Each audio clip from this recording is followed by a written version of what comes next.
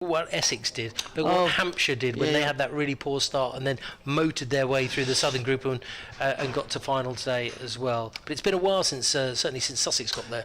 Yeah, I mean, it's funny you talk about that. I was talking to the guys at Essex. We were at Chelmsford on Friday night about exactly that season. When Essex came here, I think they'd won 4 games with 4 to play. They were saying that the guys from BBC Essex were saying, well, we're out of this now, no way can we qualify. And they won at Sussex that night. They won the next 3, and on the last round of matches, not only did they need to win, but they needed a whole host of other results to go their way away. And that actually happened. They got to finals day, and lo and behold, they won it. So, you know, it's never over till it's over. Just got to talk about the crowd here tonight, Adrian. Little bit disappointing in terms of the numbers. I know, as you said, it is expensive. It's difficult to bring families. England are playing, or they were playing. That's finished now. It's tough, but I still think there's a role for T20 Vitality Blast cricket, despite the fact that the 100 has been marketed so much. I think most definitely, and I think the fact, you know, we saw a good crowd up at the Oval, didn't we, a couple of weeks ago when we went up there.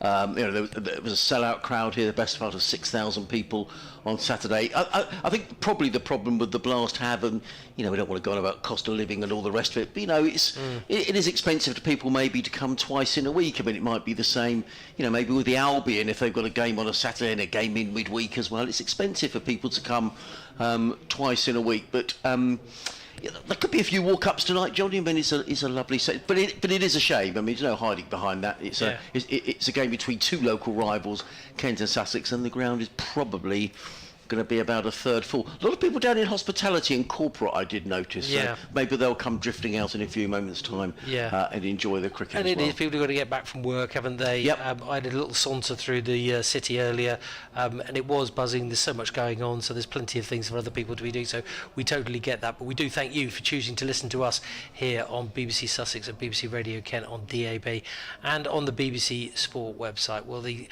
Kent team are out, ready to make their way out onto the pitch, coming down the steps of the 2 Sussex openers. So high time we hand you over to your commentary team, starting off this evening with Ben Watts and Adrian Harms. Thank you very much, Johnny. Yeah, absolutely beautiful scene down here on the south coast. Those seagulls that Johnny promised are just dancing around at the far end on some of the extra seating, which has been posted either side of the scoreboard at the top end of the ground. As we look on from the media centre, the 2 dugouts away over on the far side of the ground as well, where the 2 teams are currently situated. Number of youngsters and mascots waving some bright blue flags as well, waiting for the teams to emerge onto the field. I can see the Sussex official mascot as well, with the shark head as well, who's on the scene. And yeah, I think we're just a couple of minutes away from the action, and as we've been discussing here on BBC Radio Sussex and BBC Radio Kent DAB, it's a game between 2 teams who are obviously hoping to make the top 4 and reach the quarterfinals. Kent coming into this one lacking a little bit of form with defeat in their last 3 matches, and having won 2 and lost 4. You flip that around though, Sussex, and this young team has been going well so far, Adrian Hunt. Yeah, they've been going really well, and you know, we've mentioned it a couple of times this season already that what Sussex have done is brought him some experience. I mean, Daniel Hughes at the top of order has been a revelation.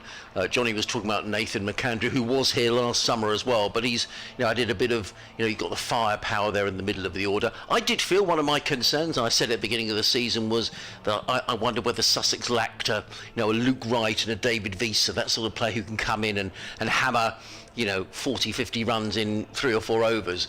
But others have picked up the mantle, and certainly Daniel Hughes has done that. We saw Harrison Ward play a terrific knock at Chelmsford last week. So Sussex will be looking for more of the same today from those players at the top of the order. And as you were saying, it is quite a short boundary as we look out up the ground towards the Cromwell Road end, towards the Clock Tower scoreboard side of the ground. So I think we can see a few runs tonight.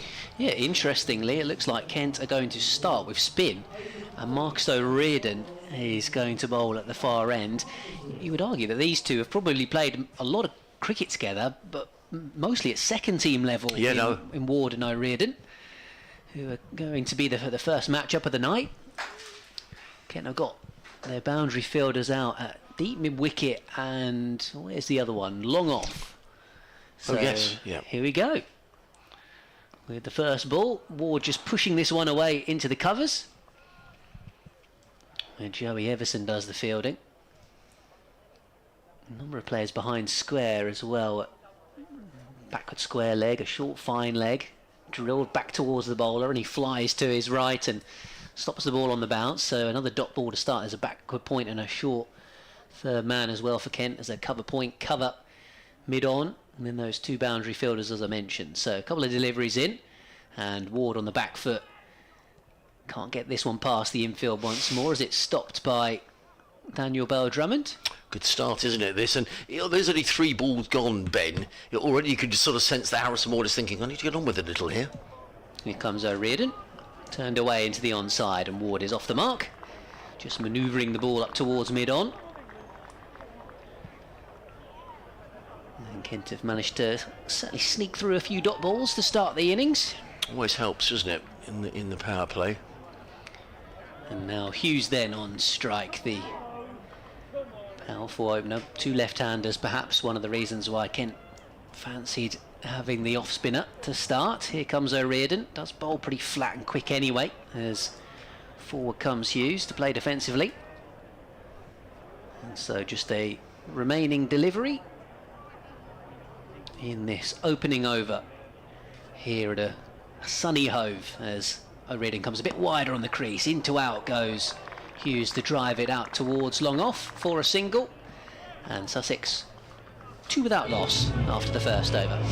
Well, it's really tidy stuff, isn't it? I think in any game of T20 cricket, you just concede a couple of runs in the opening over. Ward and Hughes just sort of getting themselves acquainted, but just, Sussex won't be panicking yet, but they'll be looking to take advantage of this power play, particularly with the relatively short boundaries here at Hope. Interesting to see who's going to open the bowling from the C end of the ground. Looks like it's going to be Xavier Bartlett, Right. the Australian overseas. Okay. Tall man. Yeah, so Bartlett is a Brisbane Heat man at the moment. Sydney Sixers Daniel Hughes, is he? So these two will know all about each other. They will. And it's Daniel Hughes who is on strike. There's a slip in place as Bartlett runs away from us. Tall man, right arm over the hook, he's in and bowls and beats Hughes outside of the off stump. That rather died on Sam Billings actually. He went through, took that down by his ankles. And there is no run. So the Sharks 2 without loss. Just a reminder that Kent won the toss. Sam Billings asking Sussex to bat first. Tamal Mills, the Sussex skipper, said that he would have batted first anyway. So everybody's got their wish. It's all very convivial as Bartlett makes his way back in front of us. Number 15 on his back on a glorious sunny evening. The floodlights are on. We don't need them on the longest day, but in comes Bartlett bowls, and Hughes works this one through square leg. They've taken 1. They'll think about coming back for a second, but it was never there. And Hughes goes to 2, and the total 3 without loss. I think it's due to get dark tonight. I think I heard they said in Dover tonight, Ben, at 10:15. That's because it's the longest day. I think at the Shetland Islands, I think it's on like 10:45. Then we're all awake again at 5 in the morning, so it's that time of year. There's a friend of mine, every time at this time of year, he sends a post in that says, all downhill now, you know. Welcome to the darker evenings, but we won't worry about that tonight. As Bartlett still got that slip in place, sort of a wide second slip. He's in and bowls. Oh, that's a really good delivery. And Harrison Ward with a play and a miss outside the off stump, taken by Billings, round about waist height. And this has been a really good start by Kent. 9 deliveries gone, and the Sharks are 3 without loss. And you, as I say, just as opening batters in T20, I think you're just always looking to get on with it, and that'll just be at the back of Ward and Hughes' mind. But it's been a good opening as far as Kent are concerned. Looks like there's something in the pitch for the bowlers. Yeah. Bartlett from back of length. He's in again, over the wicket, bowls. Oh, and that's a bit of a hoik from Harrison Ward. If he'd have connected with that, that would have probably sailed over the Spencama Pavilion. That rather makes the point, I think, about opening batters really looking to make the most of the power play. For those of you who don't normally listen to the T20 commentary, the power play is the opening 6 overs of the innings when the fielding side are only allowed 2 fielders outside of the 30-yard circle. So there's a real incentive for the batting side in these first 6 overs. Bartlett runs away through us. In and bowls, and Ward again is beaten outside the off stump. That's a good delivery by Xavier Bartlett, taken by Billings again, and it's another drop ball. I haven't done the sound check around the ground tonight, so our commentary does go around the ground. So if anyone is listening on the headsets and they could wave from, no one's waving. Perhaps no one's listening to us, Ben.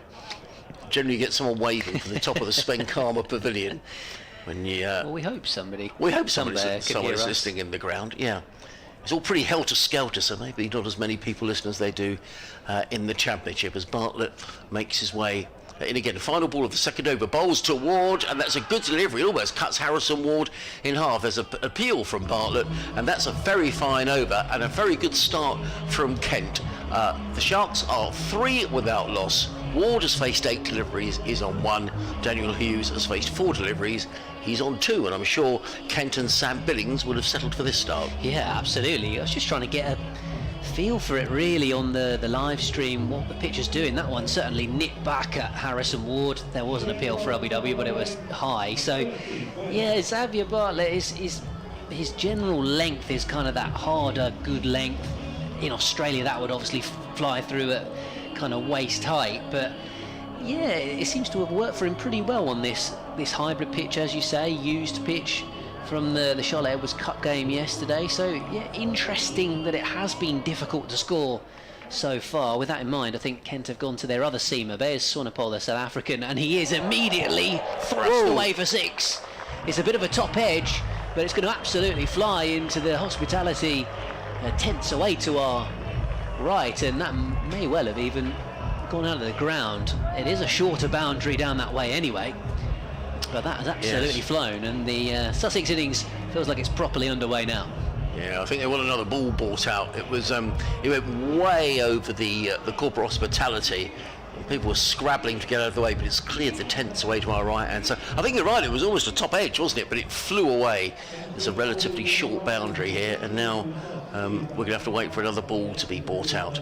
So, yeah, the South African seamer Bear Swanepoel back in the side after illness. First ball gets hit for 6 by Hughes, and the Sussex score up to 9 without loss then in this third over. I wonder if he's going to possibly now change his angle of attack and come over the wicket instead and try and go for a different angle to the Aussie, which appears to be the case. There is a slip as well as a third man and a long leg right up in the block hole, this delivery, which has been driven up towards mid-off. It was interesting what you were saying about the two captains at the toss, Adrian, because Sam Billings and Tamal Mills are pretty good mates. I think they're often on Radio 5 Live on the cricket show, or the Tuffers and Vaughan show, whatever it's called, together as guest pundits. So I wonder if they had a conversation beforehand and said, well, we'll probably bowl, you want to bat? They probably didn't even need to do the toss. They could have just decided it between them ahead of this game. So Sussex batting, 10 without loss, as Swanepoel bowls, and it's driven away by Ward for 4. That's beautifully played out towards the dugout, and one of the Sussex batters who will be coming in next just gets up from his seat to go and lob that back into the field of play, and nicely played from Ward. He's a tall man, and using his height and his reach to just lean into that one and drive it away for 4. Yeah, lovely shot, wasn't it? That was the sort of shot that probably wouldn't be able to place in the county championship, really. It was a lovely extra cover drive, and they've all raced away over this immaculate outfield for 4.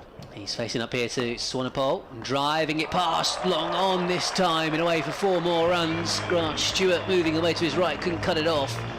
I mean, it just feels like Swanepoel's bowled a little bit too full. We saw Bartlett have success by bowling a little bit more back of length, and actually it's enabled Hughes and Ward to help themselves, and 15 runs have come off the 4 balls of this over so far, having Kent just conceded 3 off the opening 2 overs. So Sussex are really getting into the rhythm now, and Swanepoel coming back around the wicket to try and change things, but it's lofted over the top. This could well be another boundary. Harry Finch is setting off after it but won't get there, and it is 4 more, this time up and over cover point. A little bit of width on offer and just throwing the hands at it, Ward, to find himself 4 more runs, close to 13. This is a little reminiscent of his innings at Chelmsford last week, when on one occasion he hit 7 consecutive balls for 4. So when he gets in the groove, he missed out against Surrey on Saturday, and he was out for a duck here after that very fine innings of 68 at Chelmsford. That was his highest T20 score. So the South African just trying to get out of this over now. Manages to bowl a dot ball as Ward went back, and I think it might have been a slower ball into the pitch, and he just manoeuvred it straight back to the bowler. So really good over for Sussex. Feels like the innings has finally found some impetus. They're 22 without loss after 3. Yes, 19 coming off of that over, so it's amazing how things can change. 2 very tight overs to start things off for Kent. 3 without loss, but then 19 over off that over, and as Ben was saying, 22 without loss here on the BBC Radio Sussex, BBC Radio Kent on our DAB frequency. Ben Watts, Adrian Harms and Johnny Cantor, your commentary team on a glorious evening down on the south coast. Lots of blue sky, some cotton wool cloud bubbling away to the right of the ground, but the forecast is good. And in comes Xavier Bartlett, bowls to Hughes, who clips this one to mid-on and picks up a single, does Hughes. He goes to 11, I think that's going to go up to. No, it's already gone up. Crumbs, that's quick, isn't it? 23 without loss. Hughes goes to 10. So whoever's operating the scoreboard today is certainly on their toes. Still keeping that slip in place, Ben, which is quite interesting for Bartlett. Yeah, I think after the previous over, maybe the carry that he was getting, a little bit nibble off the pitch. He's about a second come third slip. As in comes Bartlett, bowls, hammered away, and that's gone many a mile, and that has gone for 6 runs. Too short from Bartlett, and Harrison Ward, who when he gets his eye in, looks a very fine player in this format of the game. He's absolutely belted that one away over mid-wicket for 6 runs. He goes to 19, and the Sharks to 29 without loss. Yeah, I think he's made a good decision there, because we're talking about Swanepoel probably being a bit too full in the previous over, but he knows that Bartlett's probably going to try and bowl length or back of length, so just hung back on his back foot there and executed the pull shot nicely. Bartlett in again, bowls. This time Ward plays very straight down the ground. They think about a single, but it isn't there. Who's that coming in very quickly from mid-on, Ben? Yeah, it is the South African. It's just Swanepoel, yeah. And prevented a single being taken. The total remains on 29 without loss. Currently looking down at his feet, probably a little bit disappointed with himself after an expensive previous over. Not what you want when you just come back into the team, but it's probably the first time that he's bowled here as well, and players do talk a lot about how difficult it is the first time you've played here at home to run down the slope. It is something that's quite unusual. In comes Bartlett, bowls. That's a full toss, a slower ball as well, and just helped on the onside by Harrison Ward, who picks up a single footed by Mouayi there at mid-wicket. There is no run. He dealt with one that run. pretty well in the end, because like you say, it originally looked like it was a nice juicy full toss, but appeared to get a bit of dip. Might have been a back of the hand slower ball from Bartlett, and he just dug it out pretty well, so well negotiated. Sam Billings just orchestrating his troops from behind the stumps. They've got a sweeper on the cover boundary and a deep backward square as in comes Bartlett, bowls, and forward comes Hughes, plays it back to Bartlett. I don't think there was a chance. There was a slight groan from the crowd, but it looked like a decent stop to me. Just a single to Daniel Hughes. He goes to 11, and Sussex to 31 without loss. Kent, having won the toss here this evening, electing to field first on what looks a very good track on a lightning fast outfield on a lovely sunny evening. And we did speculate this could be a bit of a run fest tonight, and it's started out that way as in comes Bartlett, bowls, pulled away by Ward. That's going to be 4 more. But was short, and he just stood up and belted the ball through mid-on for 4 runs. Lovely shot by Harrison Ward, and he gets a well-deserved round of applause as well. Very unhelpfully, the scoreboard just... Oh, no, yeah, it's on one side of the ground. 35 without loss after 4 overs. Harrison Ward on 24, Daniel Hughes on 11. Yes, 13 off that one. And I think it was a little bit telegraphed, to be honest, from Kent, because they moved their deep cover fielder out to deep square leg. They had a deep mid-wicket already, so I think Ward was thinking, right, this is going to be short, and actually he's taken on a really good option, because mid-on up in the circle, so rather than trying to pull it in an orthodox way out towards the leg side boundary, he's just pulled it off back of the length straight back over the bowler's head and away for 4 more. So as you say, this format feels like his stronger suit. Ward with his powerful stroke play, and little bit of form in the twos, just seems to have given him that confidence to do it in the first team. Marcus O'Riordan coming back on for Kent as this one goes off the inside edge of Hughes' bat and into the onside. Looked like he was trying to give himself a little bit of room to maybe go up and over extra cover, and was awkwardly played away for a single in the end. So kind of gone back to O'Riordan, who of course bowled that first over for just a couple. 2 left-handers, but spinner in the power play always a difficult task. Kent just tweaking the field. Sam Billings pretty well known for that behind the stumps. Good bit of field placing out. I think having a long on, Ben, now. He's got the long on and the mid-wicket. Ward trying to use that nice big space on the leg side, but ends up just scuffing the ball into the ground, and O'Riordan hurries through to complete the fielding the bowler in a dot ball. So Ward on 24, 12 for Hughes. Sussex on 36 in this 5th over. Batting first, and down the ground he goes, up and over the top. Harry Finch has just come in from long off. He's chasing the ball back towards the boundary. I don't think he mattered anyway because the ball was gone all the way for 6. Harrison Ward deciding that with the mid-off brought up into the circle, he was going to try and go up and over in that direction. And in the end, he's got absolutely all of it. Yeah, I mean, what do I know? I said it was a good thing having the mid-on back, but they just moved the mid-off up as well. So he just gave himself a little bit of room to try and attack that area, and this time he goes square at the wicket, again giving himself a little bit of room, and he's carved it through point. And 4 more runs to the Sussex opener, and Harrison Ward's having a fantastic time of it at the moment, and he's moved the total on to 46 and his own personal score on to 34.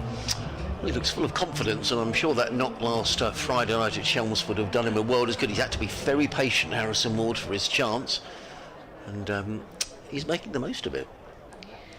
Like I said, it's a difficult job for the spinner, and the power play goes flatter here, but O'Riordan, but it's the same result. Cut away for 4 more by Ward. Bell Drummond diving to his left, can't stop it. Short boundaries here at Hove, so once you beat the infield, you know it's going to be 4, and Ward is having a great time of it at the moment. Just again, just manoeuvring a bit of space, getting that front leg out of the way to really swing hard through the ball. He drives up towards long on here for a single, pretty content with his work, having got the 3 boundaries already. So he moves to 39, and Sussex half century coming up. So the run rate after a couple of quiet overs has gone up above 10 runs and over, and they're on to 51 without loss after 5, with 1 over of the power play remaining. Thanks to Adrian Harms. He'll be back with us very shortly. Johnny Cantor alongside. Intriguing start, isn't it, Ben, with such a wonderful first 2 overs from Kent, just 3 from it, but then suddenly Ward and Hughes, particularly Ward, have just gone into overdrive, haven't they, really, and picked up the metal. And it was interesting, Tamar Mills would say that he would have batted, but say that you just never know. You've got to see what happens for both sides before you make any kind of judgment. But I think it's going to be Grant Stewart coming into the attack for the first time. 51 without loss, the Sussex chance. To Ward around the wicket, right arm, and he's gone straight back, and that's coming straight towards us down here in the commentary box, and boom, that's us on the roof. So we are protected, don't worry, but it's the maximum. And Stewart dispatched for a 6 there, and a lovely clean hit. Thankfully the glass is in front of us, Ben, and we're all safe. But 57 now without loss. Ward has got the bit between his teeth as he goes to 45 and a big 6. Yeah, Harrison Ward is seeing it like a football or something bigger out there at the moment, because everything's just going, well, almost to the beach, but it's going out of the park, that's for sure. That, I believe, is his 3rd 6, and he's got 6 4s so far. Hughes is sat there on 12 with a single boundary, that top edge 6 to his name, and at the moment he's got the best seat in the house, just watching Harrison Ward flay the ball away to all parts of Hove at the moment. Yeah, Swanepoel's family found the ball with the help of the stewards. Bartlett was foraging underneath the covers, but he couldn't find it either. We've already had to change the ball once because of these big hits, but Sussex desperately trying to make the most of this final over in the power play, and a good start to the over for Ward, who's 5 short of a half century. But Stewart now looking for a response around the wicket again. That's turned into the onside just through mid-wicket.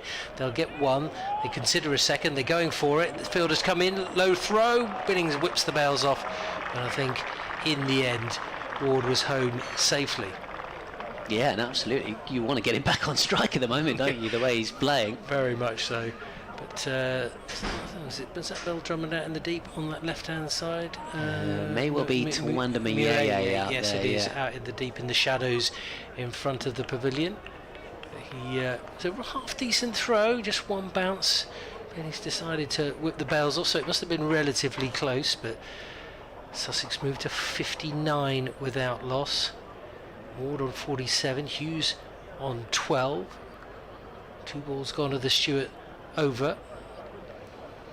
Reasonable run up past the umpire. Digs this one a bit longer, but it hoits over mid-wicket.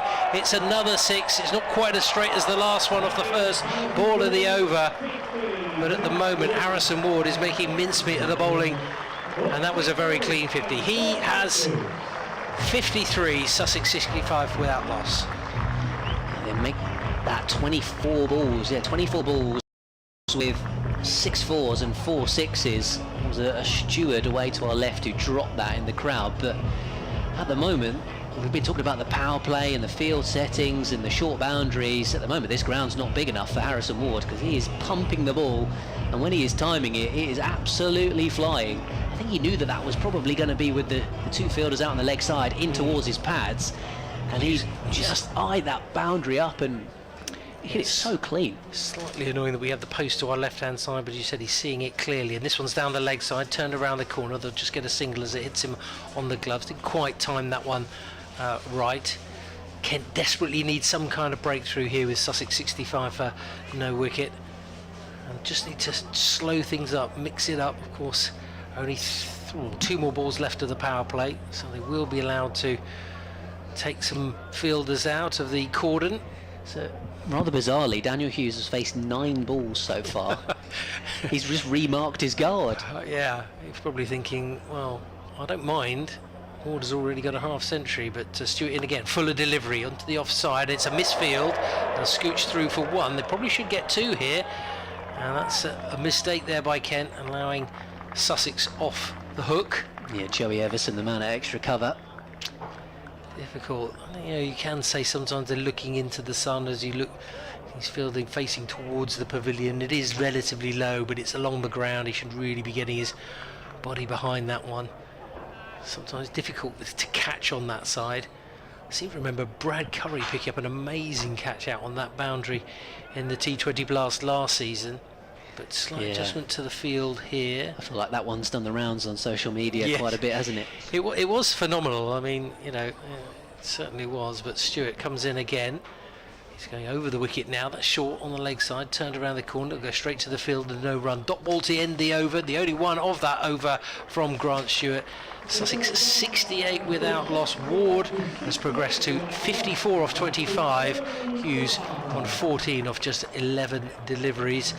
As they take a little bit of a break, maybe change some gloves, maybe take on a few fluids. It is a warm evening, but certainly it's been a strong start from the Sharks. Yeah, absolutely. When you consider that they were 3 without loss after 2, they've then taken 19 runs off the 3rd, 13 off the 4th, 16 off the 5th, and 17 off the 6th. So what an explosion in terms of the run rate, but it's all come from Harrison Ward, the one-man mission that he's been on. And I am mindful though, because there's some big hitters in this Kent side, and actually with that short boundary, we said it was a good pitch. We've heard about it being the hybrid pitch, that they said it was an absolute belter, so we'll have to wait and see what is a good total. But Ward pushes that on the onside. Yeah, Reardon coming back on and just manoeuvred away. Of course, now outside of the power play, Kent can have 5 fielders outside of the inner circle. As Reardon bowls, and Hughes looking to give himself room to try and go through the offside, but it's just straight to cover, so a rare dot ball compared to recent overs. So yeah, Kent have now got long on and long off, deep mid wicket, deep square leg and a deep cover out in play. As this one swung away into the leg side, and that will go all the way for 6. Short boundary away there, and the hard slog sweep from Hughes. Don't think he quite caught it as cleanly as he might have liked, but he got enough of it. And in the gap as well. It was a low trajectory, wasn't it? It just had enough power in that. That young lady did very well to get out of the way of the ball, but not spill a pint. She did do well. 6 runs then. Now it goes in to out, looking to go through the offside once more, but he slices the ball straight to backward point, where Swanepoel does the fielding. Yeah, he's just obviously trying to find a little bit of a groove out there, having been a spectator for much of the power play. Daniel Hughes watching on from the other end as Harrison Ward was doing most of the slogging, and as he goes again into the leg side, it's 6 more runs, and again that flat trajectory with a hard sweep. I think that might have slammed into the electronic scoreboard this time, and the Sussex score has accelerated to 81 without loss. Yeah, it could have been fireworks there if that had smashed, that's for sure. Could have been very, very expensive indeed, but I think it is protected. But 2 very similar shots, flat, low, onto the leg side. We've talked about this left-handed partnership, certainly working for them at the moment. Here comes the ridden last ball of the over, goes for the shot again. Has he got enough this time? No is the answer.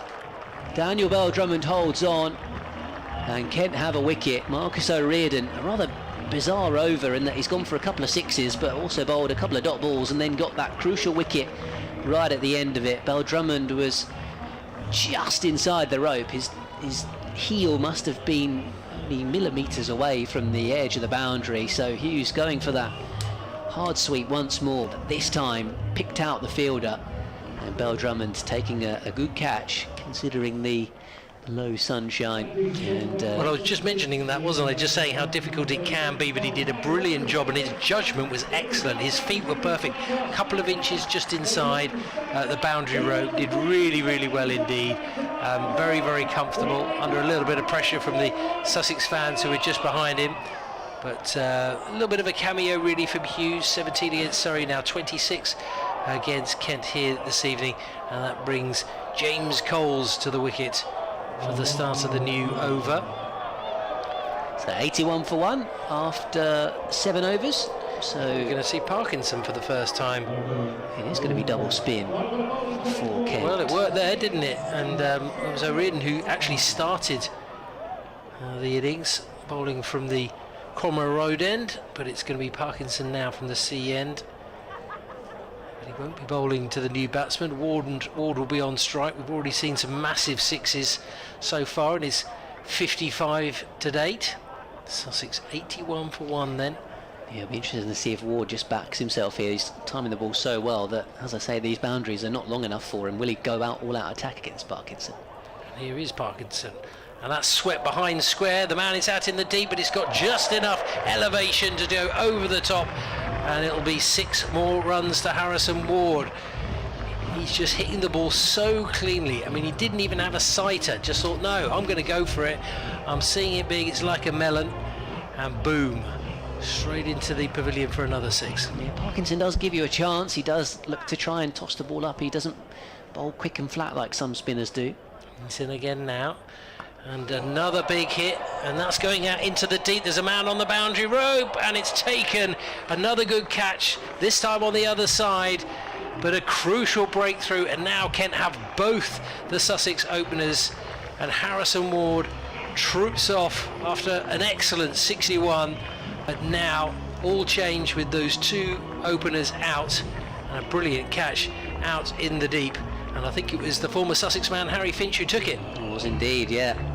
Yeah, just as you mentioned, for the first delivery in the over, swung it away over the top of backward square leg. That one was a little bit straighter and a slightly longer boundary. In truth, probably the longest boundary for the batter facing from that end out towards mid-wicket. It would be likewise for, say, a right-hander hitting towards the dugouts from the end that we're commentating from. So, yeah, I mean, it's difficult to criticise, isn't it? Because you've hit so many sixes. Oh, but they're probably, I'd probably say 6 to 10 yards short, really. And it's the height as well. They've gone flat, and it's worked well for them. But now, I think it changes. You've got 2 new batsmen at the crease. It's a really big move, and spin has been the difference. And Parkinson, as you said before, actually, we got underway. We were talking to Ben. He was talking about the fact that Parkinson, with his experience at Lancashire, giving it a bit of flight, giving it a chance. And that's got the 2nd wicket. Yeah, and he's the sort of bowler that he'll get hit for 6, but it's happened to him so many times in his career. He knows that that's part and parcel of the game. But then he'll toss it up the next ball and say, right, see if you can do it again. And it was well held in the deep by Finch. And his captain will be very pleased with that one. He's in again now, and that's turned round the corner along the ground. They've run the first hard, should come back for the 2nd. Simpson is the new man. but just turned around the corner there, and he is off the mark. Coles is the other batsman yet to face. In some good form, was out for a duck against Surrey, but we know that if he can get in the groove, he certainly could be quite a destructive batsman. As Parkinson comes in again, Simpson rocks back on, knocks that through the offside, just past extra cover, but there's a man out in the deep, and it's fizzed back into Billings, and there'll just be a single. So Sussex now 10 short of century. Another change in the field, just tweaking things. First time I'm going to see a right-hander on strike in the innings. Yes. Makes a change. And Parkinson it will be to Coles. His first ball, and he's just glanced out of his legs again onto the same side, along the ground, and he will be off the mark too. So, and it just takes the wind out of the sails somewhat, slows the run rate down, and that can be really, really important. The current run rate 11.6 with Sussex 91 for 2. This is the final ball of the 8th over here on BBC Radio Sussex and BBC Radio Kent. It's hit back to the bowler, and an excellent dot ball to complete an excellent over. Went for 6 on the first, we got the wicket, and then just 4 more runs from it, 10 in total. And Sussex 91 for 2.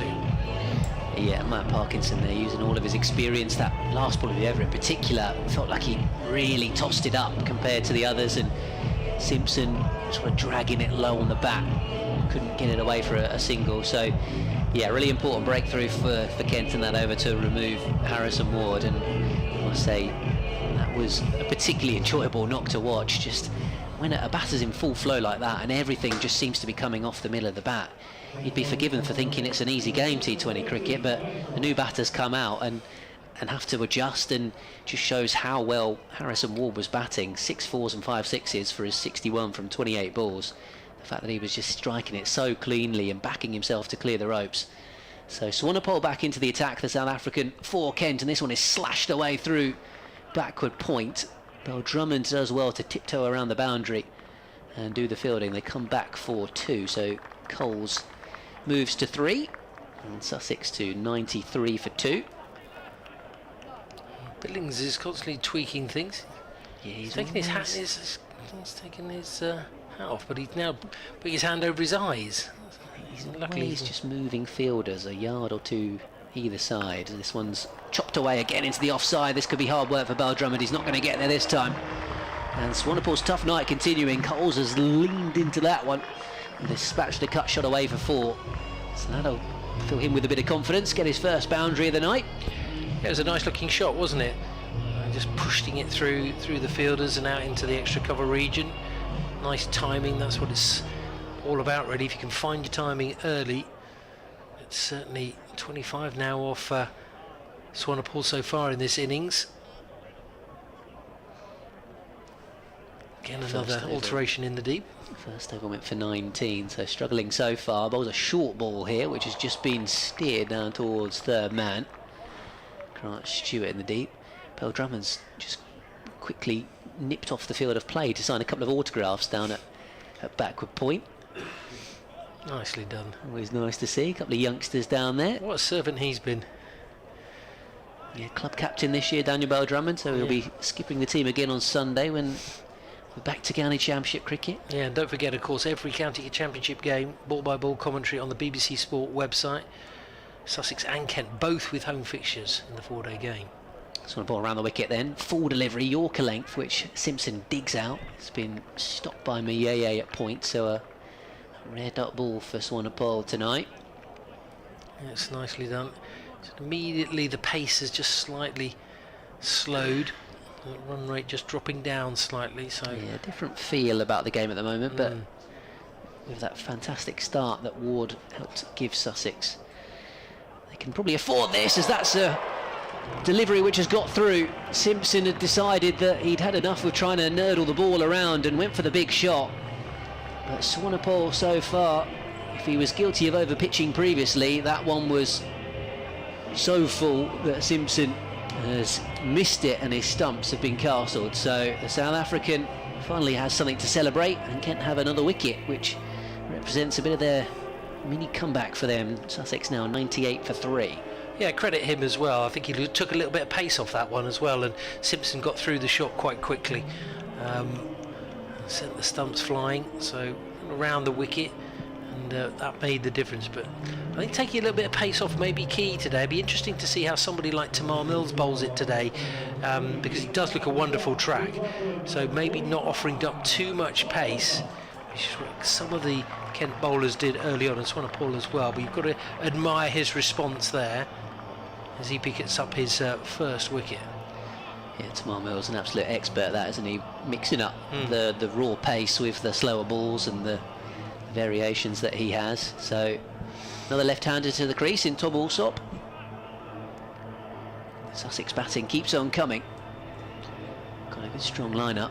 Yeah, so most of the players can bat, so Former Hampshire man turns this one away into the onside, up towards Bartlett. Dot ball to end the over, so a wicket and a dot to end the over for Swanepoel. And 9 overs gone. Sussex Sharks 98 for 3, 7 off that over. well, I think they'll be happy with that. And obviously, having just taken just 5 runs off the first 2 overs, it was a great little partnership. 81 in total for the opening partnership for Sussex. But when you get to that point, you feel you want to push on. So many times me and Adrian have talked about Harrison Ward and his potential. He never quite gets the big scores. I'm not saying that 61 isn't a big score, you know, it's just that I just feel he's capable of just going, and maybe a bit of shot selection at time, maybe a little bit more patience, but there's no doubt about it, he can be destructive. Parkinson then, who's already picked up 1 wicket, a lot of flight on that one, and it's gone on the bottom edge out onto the leg side, just behind square. They'll go through for a single. Must be quite difficult in terms of a mindset of a batter when you're seeing the ball so well. You're getting boundaries here, there and everywhere. To slow it down and milk the bowling a bit, and like you say, just go down the gears when you've been so successful at the start. You probably the adrenaline's probably keep pumping going, a little bit but as well. I think that's sometimes what great one-day players used to be able to do: slow it down and then pump it back up again. As Parkinson goes around the wicket now to the left-hander. There's an appeal behind the stumps, but it's going to be a wide. Billings maybe trying to deceive the umpire at the near end with a big shout, so maybe try and put him off slightly. I'm not sure who the I didn't see actually who the umpires were today, but here's Parkinson again around the wicket and just chipped over extra cover. It'll go out there. There's 2 men racing round, but they'll pick up a couple. So we've got Neil Bainton at square leg, and Chris Watts is Chris the other Watts, umpire. okay. And No relation. you never know. Youngsters and local people, and Marcus O'Riordan, he's youngster, he's a local lad, isn't he? And Kent boy. Yeah. Tunbridge Wells as well. Yeah. There's a reverse sweep, big appeal. It's a good shout, and he's gone. He took his time to make the decision. Bit of frustration there from Alsop. He wasn't too happy with it, but looked like a good, strong shout. And now Kent have their 4th wicket. Sussex 102 for 4 with 3 balls left of the 10th over. Yeah, the premeditated reverse sweep, wasn't it, from Alsop? Just going to get a chance to look at the replay now. Parkinson, again, just flighting that one up. I would argue possibly Alsop's a bit unlucky in terms of the impact. It would have been marginal whether it was hitting him outside of the line of off stump or whether it was just in line. So probably one of those where if we'd have had the technology, he might have reviewed it, might have got away with it. But yeah, a tough marginal call for the umpire to make. I think he maybe is a touch unfortunate, having seen the replay. You've got it in front of you, so we trust you. And I think the reaction, as well, of Alsop just maybe said something, but it was because Billings, he took his time though to make the decision, so didn't want to be rushed into it. But this is a good little spell in the game here for Kent. Parkinson is the best of it, really. 2 wickets for him now. And only 3 off this over. We have had the wide, of course. Slipping now for Parkinson. So trying to be aggressive. That's fits through a little bit quicker. It's pushed out onto the offside. And they'll get a single. Hudson Prentice, Finn Hudson Prentice, the man who's out there. So 2 right-handers for the first time in the innings. Yeah. Kent will be the opposite. They're all right-handers. They really do lack a left-hander at the top of the order or in the middle. Now they don't have an Alex Blake, for example, in their team. Parkinson then 2 balls left of the over. That's driven low, straight to the man at short extra cover. No run. Some good bowling here. He said his experience so good, and it's nice to see. It's just interesting as well with Lennon being the one change for Sussex with him. He may be crucial for the Sharks as that's cut away into the offside. They'll jog through for a single. So midway point of the Sussex innings, 104 for 4. Hudson Prentice is off the mark with 1. James Coles has 10. And I think it's nice and finely balanced now, Ben. Yeah, it certainly is. Be interesting to see how Archie Lennon goes, actually, and he could certainly do a lot worse than grabbing Matt Parkinson for a bit of a chat later on as a leg spinner to leg spinner, trying to pick his brains. I think it's been a really good response from Kent. I mean, when you think that Sussex were 81 without loss, 68 without loss at the end of the power play, I think Kent have fought back really well here. And Sussex just, I mean, they need to be careful. They're 4 wickets down. They've had a very good start, but we could just see a period here with Sussex pushing the ball around, picking up the 1s and 2s. So Stewart from the top end, just turned away into the onside here by Coles, and will come through for a single. Stewart will look to mix up his pace here in these middle overs. Does have a few slower balls in the variety of different cutters and whatnot in the locker. Just goes to show, though, doesn't it, what a couple of wickets can do. It's the way that T20 ebbs and flows all the way through. I mean, it looks as if, but when Harrison Ward was going like a train, Sussex looked sort of nailed on for 200. Yeah, absolutely they did. Very different game now with a few quick wickets. And this one turned away by Finn Hudson-Prentice into the onside. Won the first one hard, but Miyeye, probably one of the best fielders out there for Kent, with no leaning due to injury. There's nothing like wickets to slow progress in T20 cricket. Yeah, it just means each new batter has to come in and try and get used to their surroundings, try and time the ball from the off. Shorter ball from Stewart, but again looks like he's taken pace off it. It's been pulled out to the deep, where Harry Finch tries once, tries again, and eventually throws the ball in, and due to the misfield they're able to run a couple. But Harry Finch fielding on the boundary in a T20 on the Thursday and the Friday. I'll be back with the gloves on Sunday. 2 good catches, though, weren't they? Johnny was saying it was a very good catch by Harry Finch, and similarly the one with Daniel Bell-Drummond, because they were just millimetres inside of the rope. So they were 2, very good catches. Those could easily have gone down. But the old maxim, hold your catches. Yeah, absolutely. Here comes Stewart again. Bowls here to Coles, nicely timed up towards mid-off. They will come through for a single. It's one of those that modern cricketers who play so much T20 cricket are so used to taking these catches, millimetres from the rope. They make it look very easy these days, but it really isn't. No, it isn't easy. There's a lot of practice goes in as well. But you're almost expected to take those catches now. So here comes Stewart again. One's off the hip of Hudson-Prentice, drops away into the onside, so mostly singles and a couple of, on the other 2 in this over. Just the 1 ball now remaining in the 11th, and Sussex into 110 for 4, batting first here at Hove. Probably feel that one of these 2 needs to stay here for the next 5 or 6 overs, Ben. There's plenty of batting to come. Danny Lamb, Nathan McAndrew, Archie Lennon, they can all bat, but you feel one of these 2 who probably needs to be around just to steady the ship a bit here for Sussex. A couple of wickets go down now, and already Kent have fought their way back into the game. Yeah, even down to Ollie Robinson, who's capable of scoring boundaries. Here comes Grant Stewart, giving himself a little bit of room here. Coles just turns this one away into the onside. Yeah, sometimes you forget just how long a T20 game is, isn't it? Yeah. It feels like a strange description, really, but still 9 overs to go in this Sussex innings. They're on 111 for 4. Yes, they've had this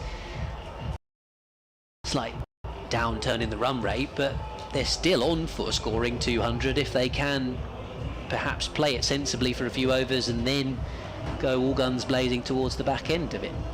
You're listening to live cricket on BBC Radio, Sussex BBC Radio Kent on DAB.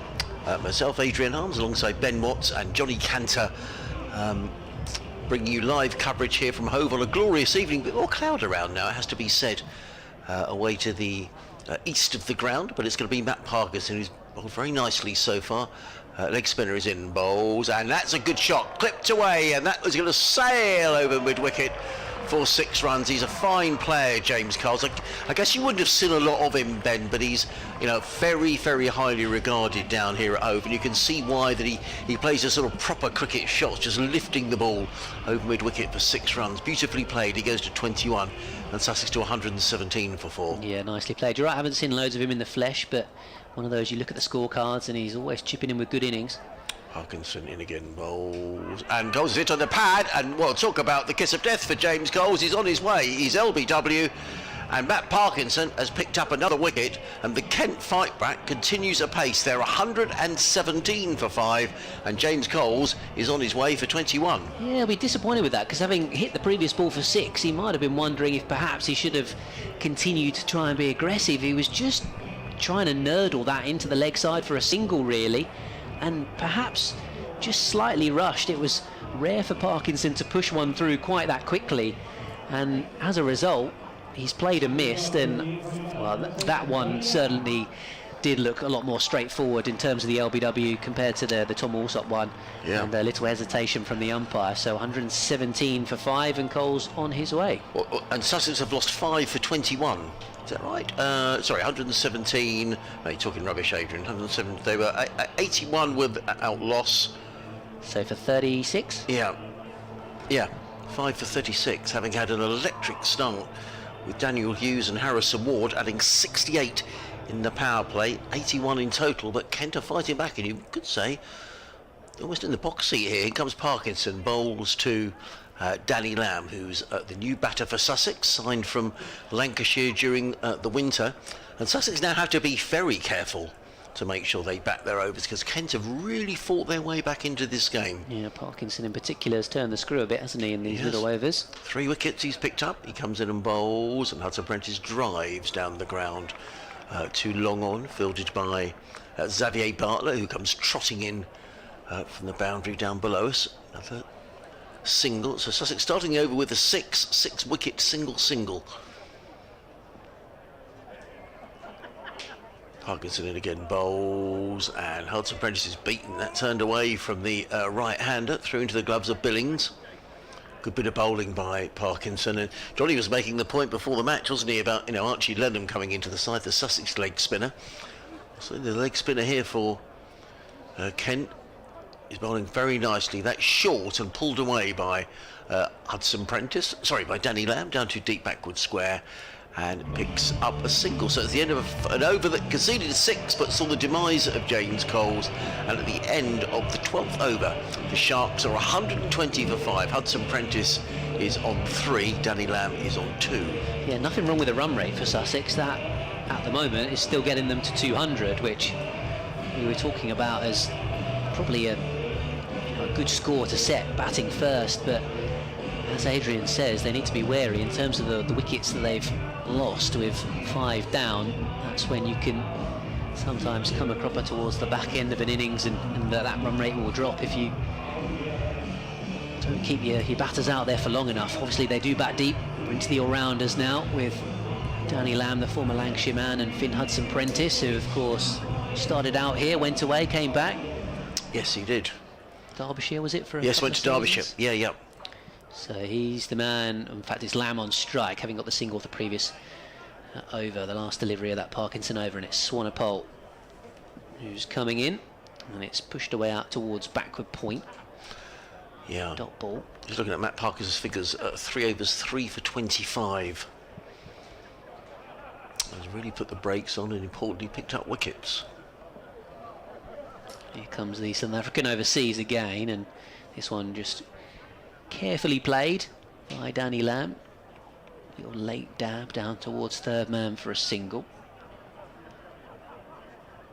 Moves the score into 121 for 5. Here Parkinson has conceded a couple of 6s, but it's the top balls and the 3 wickets that he's managed to produce that have been so key, the leg spinner. Here comes Swanepoel again, the seamer driven away. It's a square drive by Hudson Prentice, wide of third man.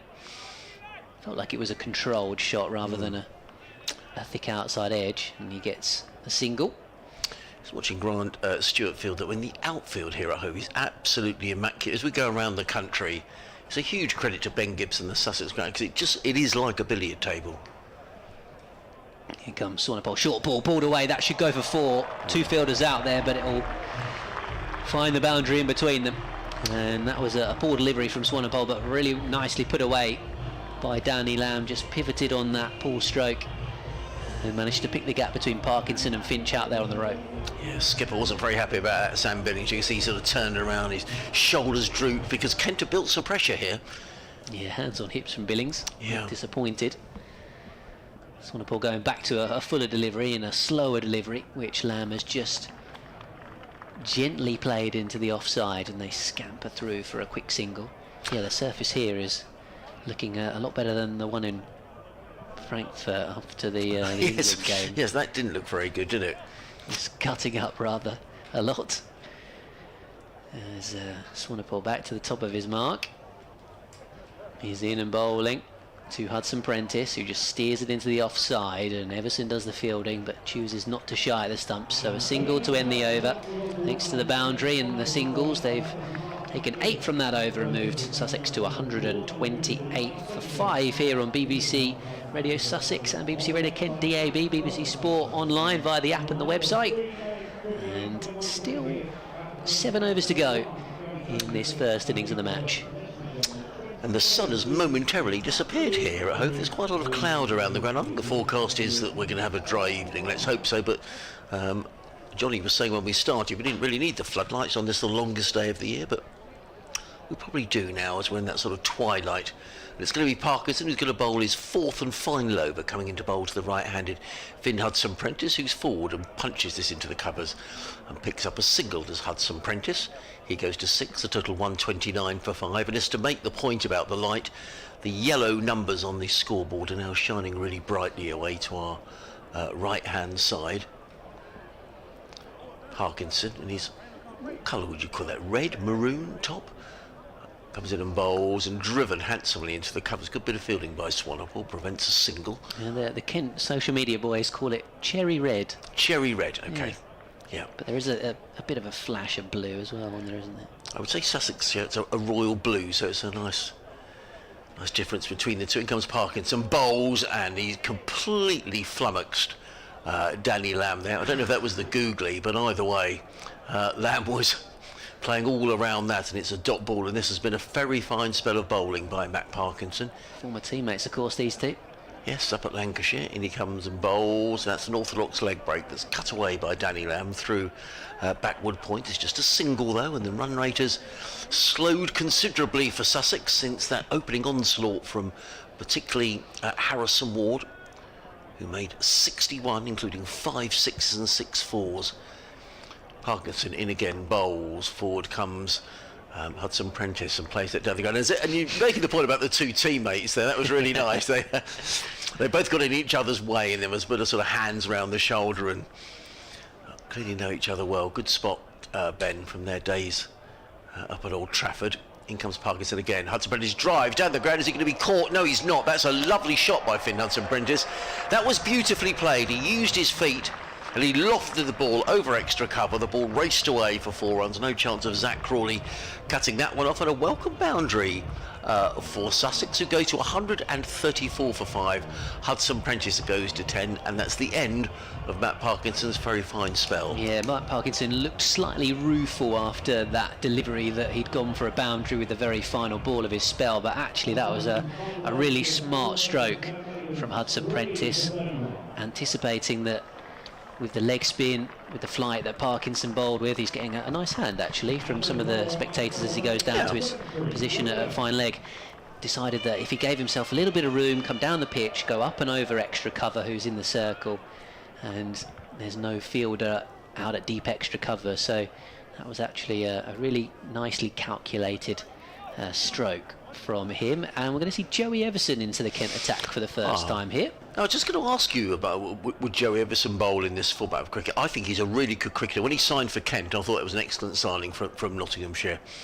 Fine player, all-rounder. Sometimes he's perhaps a bit underused in T20. Yeah. Does have some slower balls in the locker. And this one is just nudged away by Danny Lamb into the onside for a single. I think the last time that Sussex played Nottinghamshire here in the county championship, I'm fairly certain he got 100.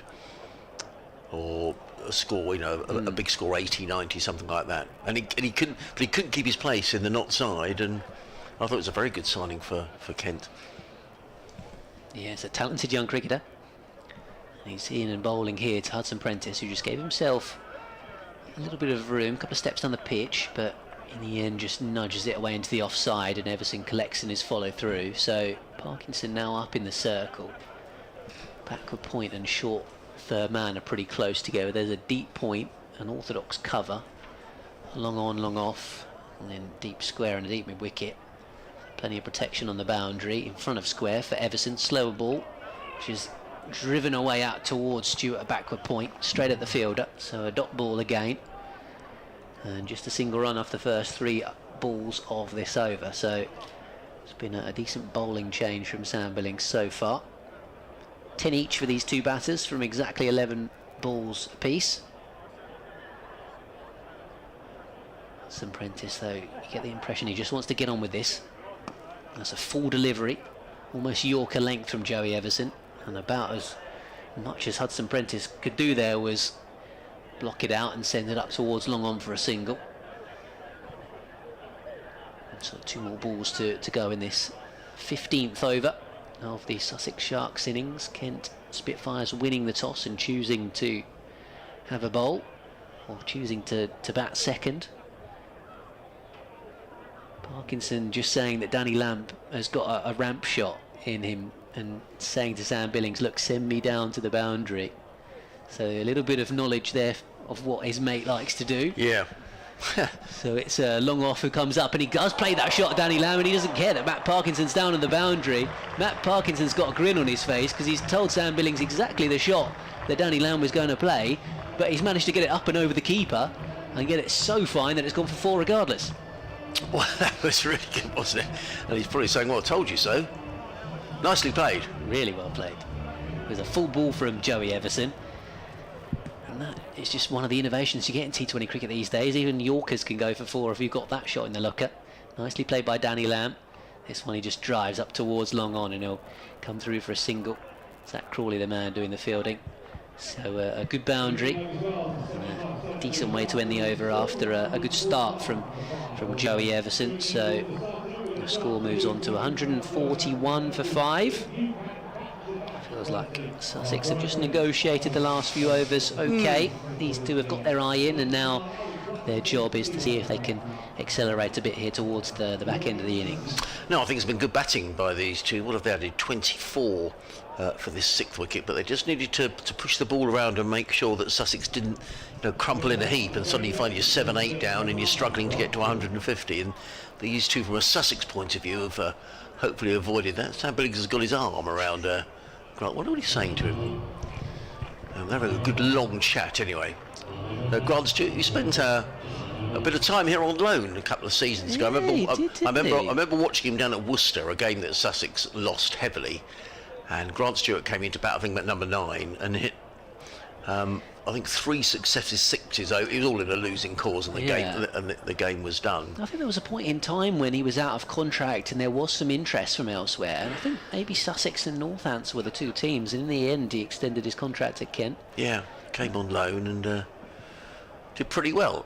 Now Sam Billings he's won a good change in the field. He's not very happy. He's very animated, isn't he? Yeah, he's always like this. Billings behind the stumps. In comes Grant Stewart running in over the wicket bowls. That's wide outside the off stump. It's clubbed away. That's going to be a boundary. Is it chasing around the boundaries more? Yeah, he can't get there. Or does he? No, he doesn't. Good effort though. He was herring around the boundary. Almost pulled it back, but it was a wide delivery from Grant Stewart, and not a great delivery to be fair. Clubbed away through backward point by Danny Lamb, who goes to 19, Sussex to 145 for 5. I don't quite know if if Stewart and Billings are quite fully decided on what they're trying to do here. Stewart does have, or you often see Stewart try and bowl quite full and wide outside the off stump, and he'll look to hide the ball away from, say, the right-hander hitting towards the leg side and the short boundary. So with that in mind, they've sent backward point out to the rope, and he might try and bowl kind of wide full Yorkers here. In comes, that's going to be signalled a wide. That's the risky run. Yeah, yes, he was trying to overcompensate there, was Grant Stewart, and you could see from here that was clearly a wide. So an extra ball for Sussex and an extra run here on BBC Radio Sussex and Kent on a DAB frequencies. Adrian Harms, Ben Watts, Johnny Cantor, your commentary team, with the floodlights taking even more of an effect at a now quite cloudy Hove. Stewart is in bowl. Whoa, that's a horrible delivery. Wide outside the off stump, and that would have been a wide in 4-day cricket. And he looks a little bit annoyed with himself, and in fact Sam Billings is now coming running out from behind the stumps to have a word to his quick bowler. I'm presuming that Kent are all right for time here. You only get a certain amount of time to bowl your overs. Yeah, in fact they're fine. But he's run from one end of the ground to the other, as Sam Billings. And like I say, he's clearly trying not to bowl too straight because he's worried about getting clipped towards the leg side. But if he's going to persist with this off-stump line, and obviously he's bowled a couple of wide deliveries. They have a blue marker, don't they, that's on the added to the popping crease, if you will, by the ground staff, a little bit of blue paint to give the umpires an indication. In comes Stewart, bowls, pulled away, hammered away down the ground, fielded down in front of us by Bartlett. And there is just a single to Danny Lamb. He goes to 20, 148 for 5. He's going to keep bowling really wide outside off stump. He probably doesn't need deep square leg. I'd probably have him in the circle and send Zach Crawley back to the boundary, but yeah, slower ball that time. I wonder if he's going to continue with that tactic, push it full and wide outside off. Stewart in bowls and played nicely by Hudson Prentice. Just takes a single down to deep backward point, picks up another single. Does Hudson Prentice? He goes to 12. Sussex just laying the foundation here for an onslaught maybe over the last 2 or 3 overs. 149 for 5. They'd have certainly hoped to be getting in the region of 200 the way they started, and particularly with a short boundary on the clock tower scoreboard side of the ground. Stewart is in bowls, hammered away down the ground by Lamb. They've taken one, they'll think about 2. There's a good bit of fielding though by Bartlett, who's a big man, and he came in very quickly from the long on boundary to field. Yeah, did do well there, Xavier Bartlett. And the applause around the ground is for 150 up for Sussex. 150 for 5 in this, the 16th over, so 4 overs remaining after this. And these two have added 33 important runs for Sussex. Stewart in again, bowls wide outside just out. Hudson Prentice was reaching for that. He's going to get away with it. Yes, he is. Oh, and the ball bounces over the field, and the fielder came running in from deep backward point, and it bounced and went. I've never seen that. It bounced over his head like a tennis ball. I can't believe quite how much that bounced. Marcus O'Riordan is not the tallest fielder for Kent, but crikey, that ballooned over his head. It did.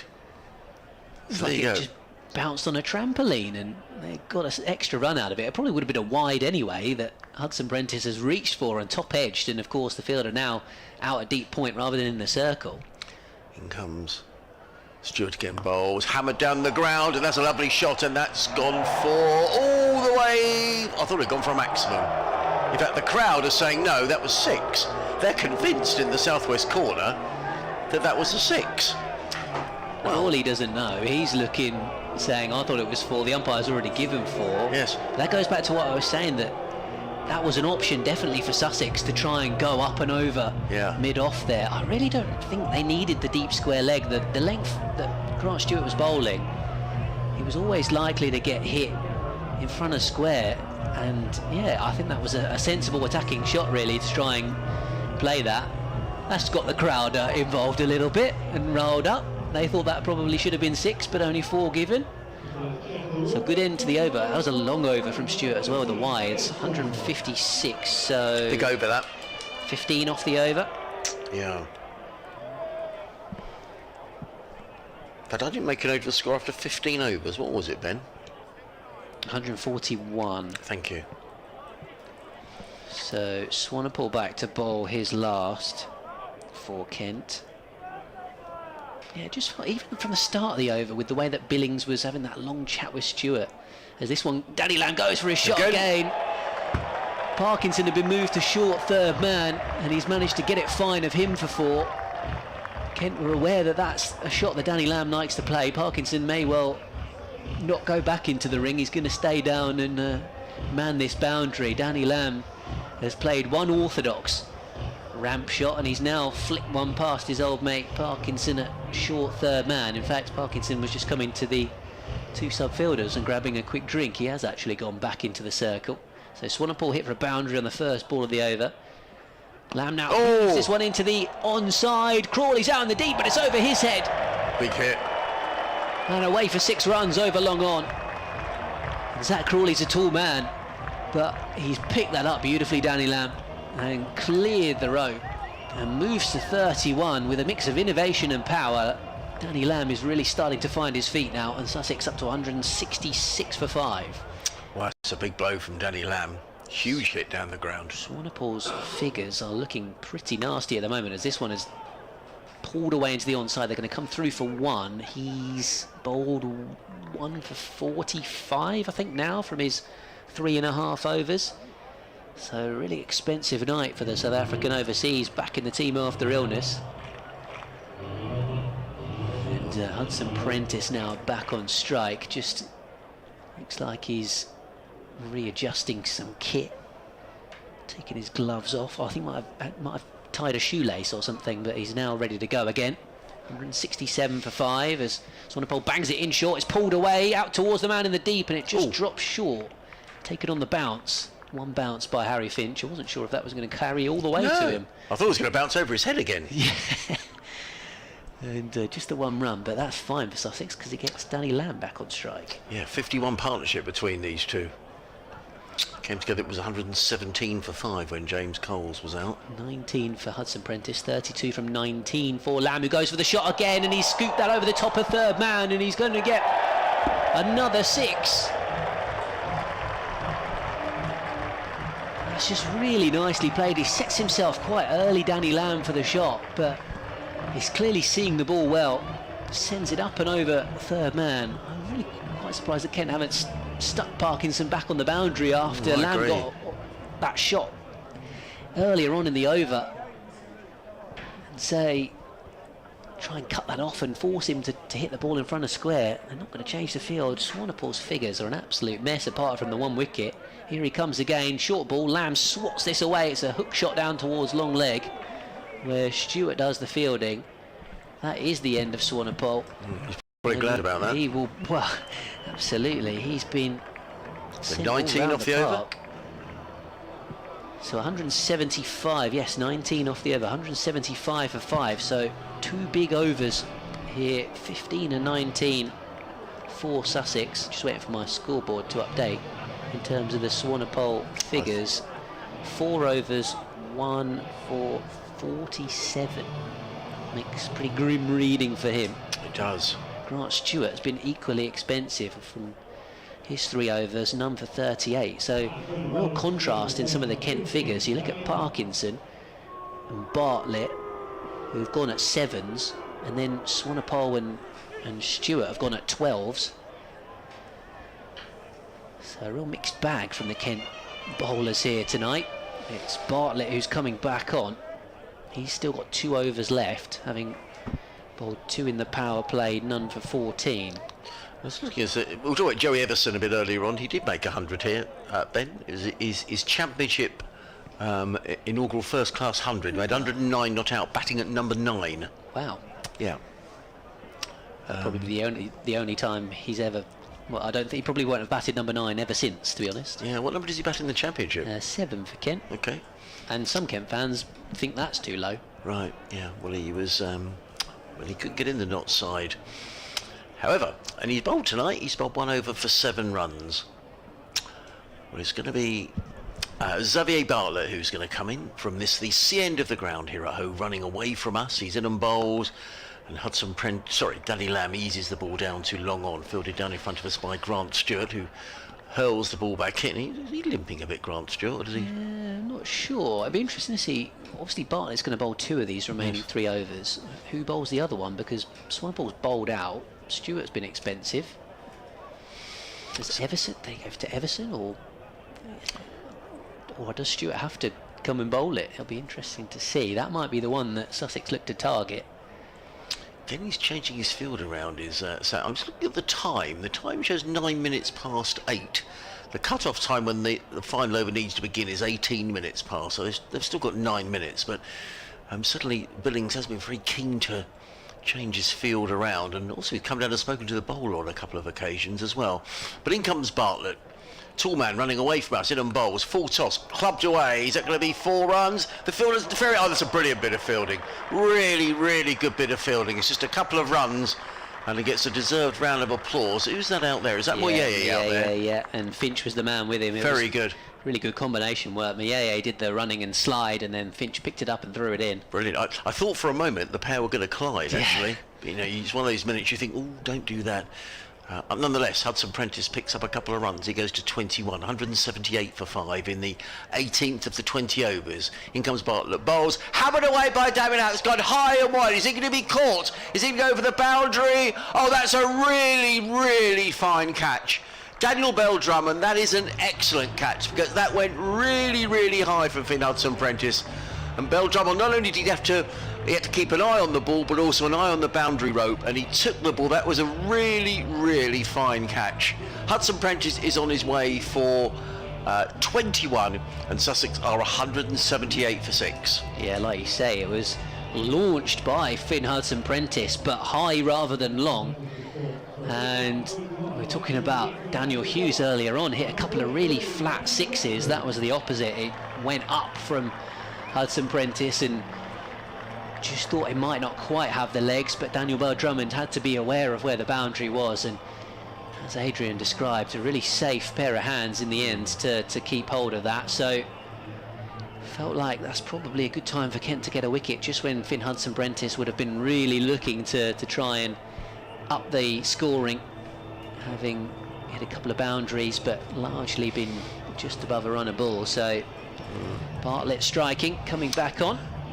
Yeah, Deserved that wicket probably. Yes, I think he did. 178 for 6. Partnership of 61 between Danny Lamb and Finn Hudson Prentice, and now it's Aussie to Aussie. And Johnny was talking about earlier on about Nathan McAndrew, what a useful player he is coming, and he's got license here just to swing around as he goes. Bartlett bowls. Hudson Prentice, McAndrew pulls it onto the onside, and I thought for a minute he pulled it straight down the throat of Bell Drummond, but it just bounced in front of him.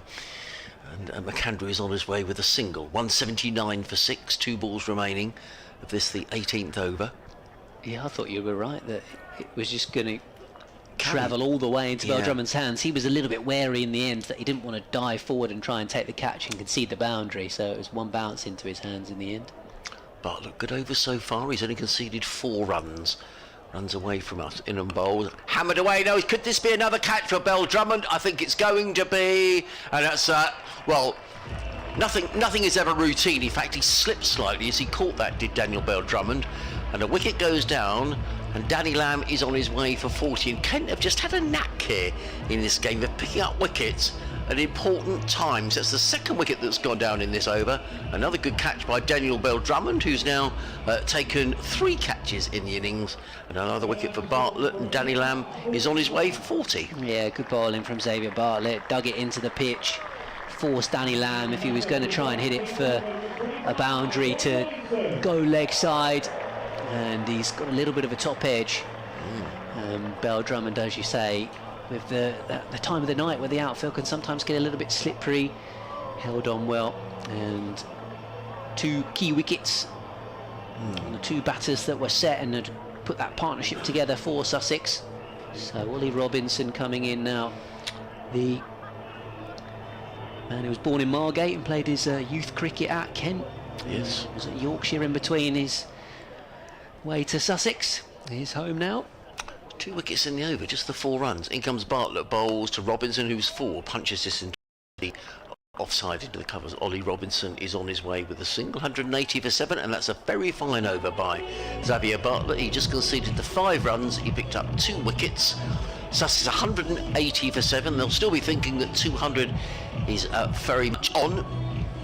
But I think Kent will be pleased, because I think had Lamb and Hudson Prentice stayed together, you'd have felt Sussex would comfortably have got to that 200 milestone. Yeah, absolutely. It's going to be Grant Stewart. You feel like this is the over that Sussex need to try and target. Bartlett so far has bowled really well. His couple of wickets and 3 overs have been very inexpensive. Just 19 have come off them. In fact, he's been even more economical than Matt Parkinson. So Grant Stewart, who by contrast has been pretty expensive for Kent, going to have to bowl this penultimate over. They could have gone for Joey Everson, but they've gone to Grant Stewart. Felt like he didn't get it right in the previous over. So what can Ollie Robinson and McAndrew do here against him? Stewart bowls. Robinson gives himself some room, tries to cart it through the offside. There's a misfield from O'Riordan at cover. And they come through for a single. Changing the field now for Robinson. They're sending fine leg up into the circle and long off going back, which feels like a bit more of an orthodox field with deep square, deep mid wicket, long on, long off, and it's a deep point rather than a deep cover. O'Riordan in the circle. Short third man and a backward point. And Stewart bowls. Slower ball to McAndrew, which he's managed to get away for 4 runs. Past Billings away to his left. Well, that'll be a frustrating one for Kent because it was a slower ball. It didn't feel like it came off the bat particularly quickly, whether it was glove or something. I think it was glove. Yeah, I think it was glove. Almost punched it past Billings and the fine leg was up in the circle, and so it just dribbled away to the boundary for 4. Bonus runs for Sussex. As I say, McAndrew's got licence here to swing away, and he could be a very dangerous customer. So Stewart again. In and bowls. Short ball, goes for the hook shot. That might be too high. Ooh. It is too high. It's a no ball. Wasn't a bad idea from Stewart. Might have been a slightly surprise short ball, considering third man and fine leg are up in the circle. But it's not a free hit, is it? Out of reach. No, it isn't a free hit for those no balls that are given on height when it's a bouncer. So runs to the score and having to bowl the ball again, and this one has been slammed down the ground. Fielder coming in from long off, doesn't get there. McAndrew, I thought he got more bat on that than it turned out. In the end, it was chipped really into the space, and they come through for a single. Xavier Bartlett was steaming in down the hill to try and take the catch, but in the end gave up on it. 188 for 7 now. Still got 3 balls to go in the over because of the no ball. Well, there's a little ramp shot from Ollie Robinson, and that's 4 more. He's flicked it past Billings. This time through a kind of second slip. It was the slower ball from Stewart, and Sussex have used that shot pretty well tonight. The little ramp shot past Sam Billings, who looks frustrated. Can't say Grant Stewart did too much wrong, but Robinson's got 4. Yeah, and when you think, if you take, Stewart and Swallowpole have both gone for more than 50 runs in their 4 overs, but the others have bowled really well. I think Xavier Bartlett bowled well. I thought O'Riordan bowled well, and Matt Parkinson, of course, but certainly Stewart and Swallowpole have been expensive. Yeah, I think Joey Everson's perhaps been underused tonight. That's a Yorker on the pads and a rare dot ball for Grant Stewart. Robinson can't get it away. He's just running back now. We were talking about this final over needs to begin in the next minute, or else Kent will have... Well, I think the ruling is now you have less fielders. Yeah, you get 1 less fielder, don't you, in the on the boundary outside of the circle. Yeah, so you get punished in that sense with the fielding restrictions. Well, I think Robinson's realised that. Sussex trying to slow it down. Yeah, Billings is saying to the umpire, "Come on," he's deliberately slowing things up here. Stewart bowls. Again goes full when a leg stump Yorker. It's been dug out by Robinson out towards long off. So Kent are going to hurry through quickly. I think the umpires are conferring and saying we're going to leave it. Yeah, I don't know. Let's have a look. Interesting. What happens here? They have been talking between themselves, the 2 umpires, and with Billings. So we're about see to how many find fielders out are in the circle. Yeah, like you say. I think it's. I think it's been agreed that all is fine and they're bang on the cut-off point. I think you're right. And they're not going to be penalised. So yeah, another expensive over. What was that off it? 193.13. 13 off that Stewart over. So he's gone for 51, Grant Stewart. In comes the final over. Xavier Bartlett is in bowls wide outside the off stump, punched away by Ollie Robinson through point. They've taken 1. Finch comes running into field. Robinson goes to 8 and Sussex to 194 for 7. Yeah, so Swannapole and Stewart have combined for a century partnership Yeah, they of have. runs conceded. Yeah, 104. Ooh, Which shows how what the other bowlers have bowled. it does, yeah. Those two won't want to look at those figures again anytime soon. No. And this man particularly has been very impressive. Bartlett, 2 for 19 at the start of this over. Bowls to McAndrew, who flicks this one away through square leg. They've taken one, but that's all they'll take. Throw comes in, which is a shocking throw, but it's well taken by Sam Billings and prevents an overthrow being taken. McAndrew goes to 7, 195 for 7. Kent, they're going to miss Bartlett in the second half of the group stage. He's only around for this week. This is his penultimate game. And then where does he go? I think he's off back to Australia. It was agreed that he was only going to play the first part of this Blast group stage. Right. Well, he's bowled very well here tonight. Comes in over the wicket, bowls, and Ollie Robinson looks to hammer that one away, but the ball, I think, hits the pad. Let's wait for the umpire's signal. Is it a leg by, or did it come off there? It was to come off the bat. Yeah, a little bit of inside edge. Inside edge onto pad. 196 for 7. Good over so far. 3 runs off the final over. Yes, I think originally Kent's plan was that Wes Agar would play the second part of the T20 Blast, but he's got a shoulder injury, so he's already gone or going back to Australia. So it may well be that Ken actually looked to bring in another overseas for the second part of the Blast after the 2 weeks for the championship. Bartlett in, bowls wide, hammered away, and there's runs here for Nathan McAndrew down towards third man. The fielders are in hot pursuit. Are they going to over? Oh, they just a very good bit of fielding. You don't see too many all-run threes here at Hove, but down towards third man. I'm not sure who that is. Way down in the distance, chasing it. Yeah, very good. But 3 to Nathan McAndrew takes him to double figures. He goes to 10, 199 for 7. Sussex with 2 balls remaining of their 20 overs. Like they're going to get 200 after all. Yep. And I think, from 68 without loss in the power play, I think Sussex would have felt that 200 was very much on the card. But in comes Bartlett, bowls, and Robinson likes that ramp shot, but it goes straight through to keeper Billings, and there is no run. And what I would say, Johnny was making the point earlier on, there is some firepower in this Kent side. The Bell Drummonds, Crawley, Billings, Everson, so there's no... It's a good score, and on this ground it is a good score, but we said it might be a run fest tonight, and it's not out of reach as far as Kent are concerned, but they're going to need to bat well. As in comes hammered down the ground. It's going to be a single. Throw comes in from Grant Stewart, and they come back for a second run. There's good running, particularly by Nathan McAndrew. The throw came in from Crawley, but Nathan McAndrew had run really well. He came back for a second run, and so the innings closes with Sussex on 201.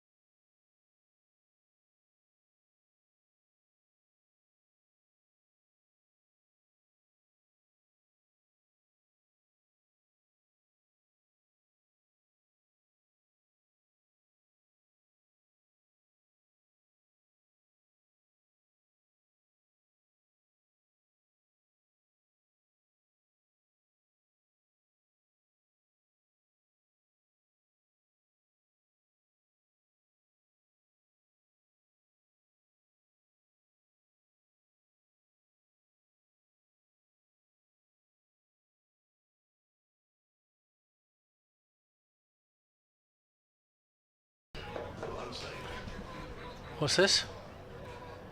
Well, I've got a picture of Matt. That was salty. Oh yeah. That's all of everything he knows, mate. He's a good lad. He He was. And I've got a picture of him getting his first 100. That's you, Johnny. That's you. Oh my God. Sam. Yeah, look at Nick Webb. Look at Nick. Nick until it, look at it.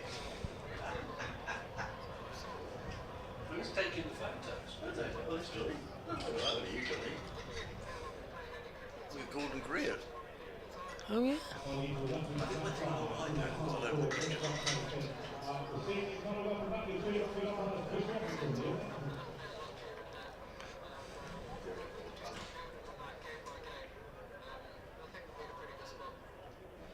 That's the former Sussex batter Phil Salt there. So England play again tomorrow afternoon against South Africa. They know a win will probably seal their progression to the semi-finals.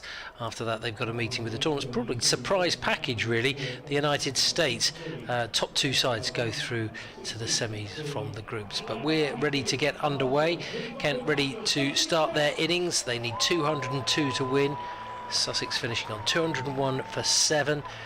A wonderful innings by Harrison Ward for 61. They made 81 for the first wicket. 40 for Danny Lamb as well. Certainly contributed to that. But they defend it. It's certainly an absolute belter of a pitch. Let's rejoin our commentary team of Adrian Harms. And first, Ben Watts. Much, Johnny. Yes, the two Kent batters are out in the middle, ready to get this run chase underway. It's Zach Crawley and Daniel Bell-Drummond, who says a brief hello to Ollie Robinson, former Kent youth colleagues. Once upon a time, those two. Yeah, I think back in the day, Ollie was, more in the Kent side for his batting and his spin bowling. I think the one game I saw him play at maybe Kent under 11, he batted 6 and bowled off spin. Really? Do you remember seeing it? Yeah. Dear. Yeah. Daniel would have been 10 or 11 at the time. You can't be that old, Ben. My brother was playing that. Oh, I see. Right, okay. Here comes Robinson. Bowls to Oh! He's edged it away for 4 runs, but it's an inside edge past the stumps and away down to fine leg, and that would have been a dramatic start to the innings if he'd have chopped that onto his stumps. A lack of foot movement, decent start from Ollie Robinson, but 4 runs to Kent. Well, it's been a big bonus for Sussex, the fact that Robinson is playing in all of these games. Has played every game so far. Sussex really didn't know in terms of what England commitments are going to be, etc., etc. I mean, presumably the test squads will be announced soon, but certainly Ollie Robinson has played every game so far, which has certainly helped. Crawley's been busy for Kent as well. That hits him on the pad. There's a shout for LBW. There might be a run out as well. Maybe it was just sliding down the leg side. But Zach Crawley's actually been struggling for form of late for Kent in his last 4 innings. He's made just 7, 1, 4 and a duck. Wow. Started the campaign with a 26 and a 20. And he's riding his luck early on in this reply as well. So this is a good little contest between two England Test colleagues. Just seen a replay now with the LBW shout. It's a good shout, wasn't it? Possibly high. It was a good shout. Hit him on the knee roll. Crawley, as I say, living dangerously out there, and Robinson bowling to him, and he's bowled him! No doubt about that one. And Zach Crawley goes for a fortunate 4. He could have been bowled first ball. He could have been out LBW second ball and third ball. The bails have been removed, and Ollie Robinson has his man, and Kent are 4 for 1. Well, absolutely, no question about that, was it? And you could see the way Ollie Robinson celebrated. He clearly thought he had Zach Crawley with the previous delivery. But so Crawley, I was interested in Zach Crawley because in the Championship he went through a pretty barren spell. Then did he make a big double 100 somewhere? Yeah, he had a really poor start to the season. Then, he made 41 against Lancashire, but other than that, didn't score above 10. He got a duck in the first innings at Somerset and then scored 238 in the second innings. But at one point he was averaging less than Matt Parkinson. He really has had a pretty wretched summer with the bat, apart from that double 100 Zach Crawley. And yeah, that innings represents another poor one for him. And it must be said, it's certainly not helping Kent set the tone at the top of the order when you're losing Crawley so cheaply. Mostly he's been getting himself caught in the ring, teeing it up to mid-off as he's been trying to go aggressive and up and over the circle, but today he's been just completely clean bowled. And it's just meant there's a senior player in this Kent team who's not quite delivering, and it's putting pressure down the order. There's a big shout for LBW. Ollie Robinson appealing again. He can't believe that's not out. Oh, they were celebrating, weren't they? Robinson decided it was out. He wasn't even going to look at umpire Chris Watts.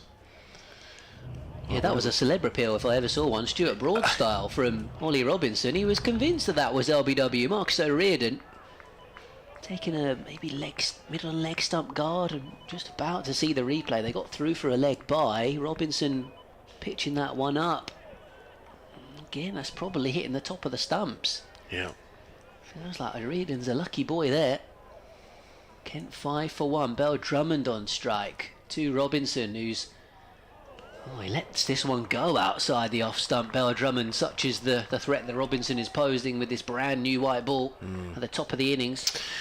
Interesting, actually, Paul Farbrough was talking about Ollie Robinson and how Sussex might use him, and the question was posed, might Ollie Robinson, for example, bowl all 4 overs straight out? And Paul Farbrough was saying, well, actually, on some occasions, yeah, maybe he could. You've got a hard ball, you've got a bowler who bowls a good length, he's hitting the top of off all the time. It's a bit like what Craig Overton does for Somerset. He normally bowls 3 up top and maybe saves 1 or does bowl through. Edged by Bell Drummond, wide of the man at backward point and away for a single. So that's a really impressive start from Ollie Robinson. Could have almost had a wicket with every ball bowled in the first 4 of that over, and then Bell Drummond has managed to negotiate the last 2. Kent a 6 for 1 at the end of the first. Not only have you got Robinson, there's also McAndrew, Tamal Mills, a number of other all-rounders in the team. Clearly Danny Lamb, then spin bowling you've got James Coles and Archie Lenham tonight, so he's got plenty of options, has Tamal Mills. Yeah, it does feel like there was a bit of something early on in the pitch for Bartlett, for example, one for Parkinson as well, so maybe there is something in this for the bowlers if you get it in the right spot. In comes McAndrew, bowls to Bell Drummond, who just plays that to backward point, fielded by James Coles, who comes rushing into field, but not before Daniel Bell Drummond has gone through for his second run. And Kent Spitfires 7 for 1 here on BBC Radio Sussex, BBC Radio Kent. Adrian Harms, Ben Watts, Johnny Cantor, your commentary team. Our DAB frequencies and online, wherever you're listening from, a very good evening to you. You may be watching the Sussex live stream. And you can see it's now a cloudy evening here at Hove, floodlights shining brightly as in comes Nathan McAndrew down the hill. Bowls at a play and a miss outside of the off stump by O'Riordan, taken by John Simpson about waist high. And there is no run, no real foot movement there from Marcus O'Riordan, who's going to club that one away through backward point. There is a fielder on the deep point boundary, or deep backward point boundary, almost a wideish third man. The other fielder outside of the circle is at deep square. As McAndrew, tall Australian, wanders back towards his mark. He's with Sussex right through the T20 campaign.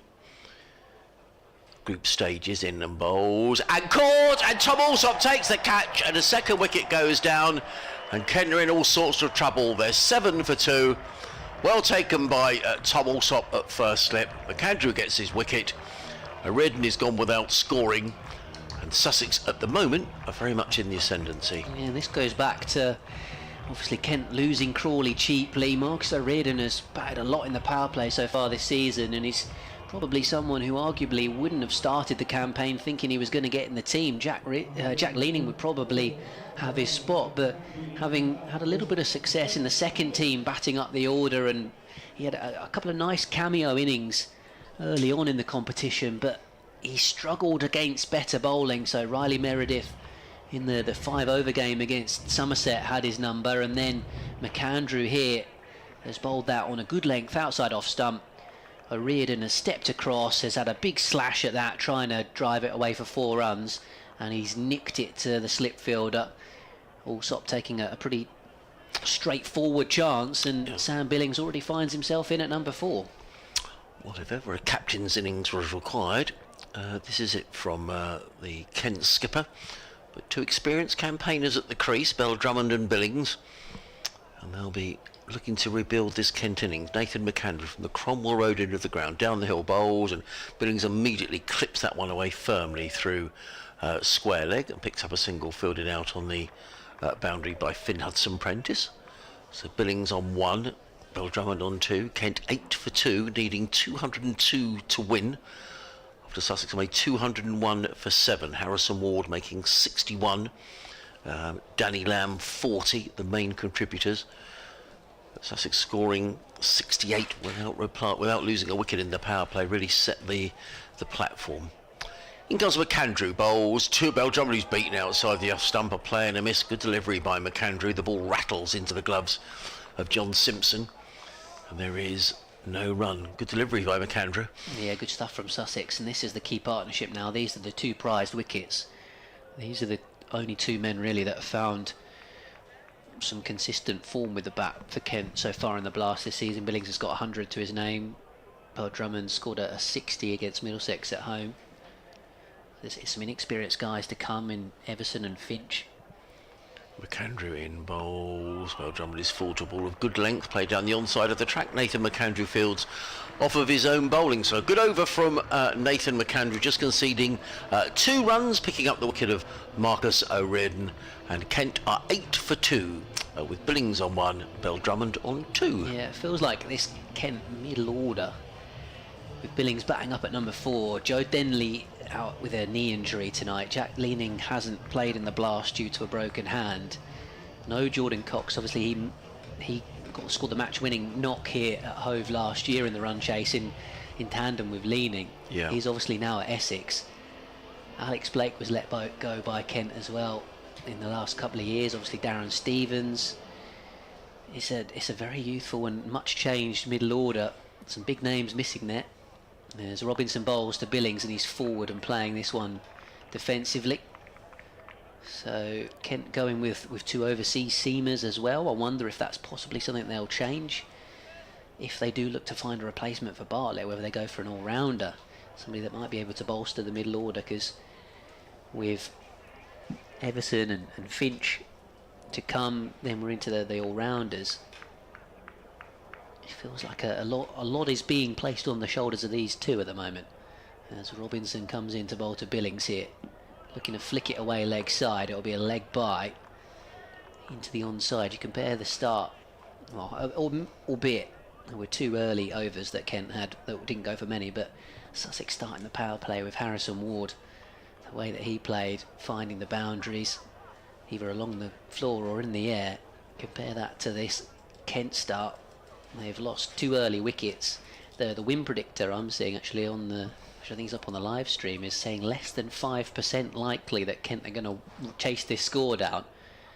Bell Drummond swings and misses that one outside the off stump. It's good from Robinson, this, isn't it? Keeping it really tight. Kent struggling to get back on ball at the moment, and Tamal Mills will be a very happy captain at mid-off, watching his 2 other senior bowlers, if you will, combine successfully at the moment. Ollie Robinson in past the umpire, bowling to Bell Drummond, who comes down the pitch but can only send the ball into the ground, and it's picked up by Robinson and is followed through. Another dot ball. Yes, well, he's clearly got the bit between his teeth in this competition, Ollie Robinson. I suspect when the season began and Tamal Mills was looking at his bowling options, he was probably planning, I would imagine, on Ollie Robinson not playing an awful lot of T20 cricket. The feeling was he might be around for 1 or 2 fixtures, but as it got nearer to the Test series, but he's played every game so far.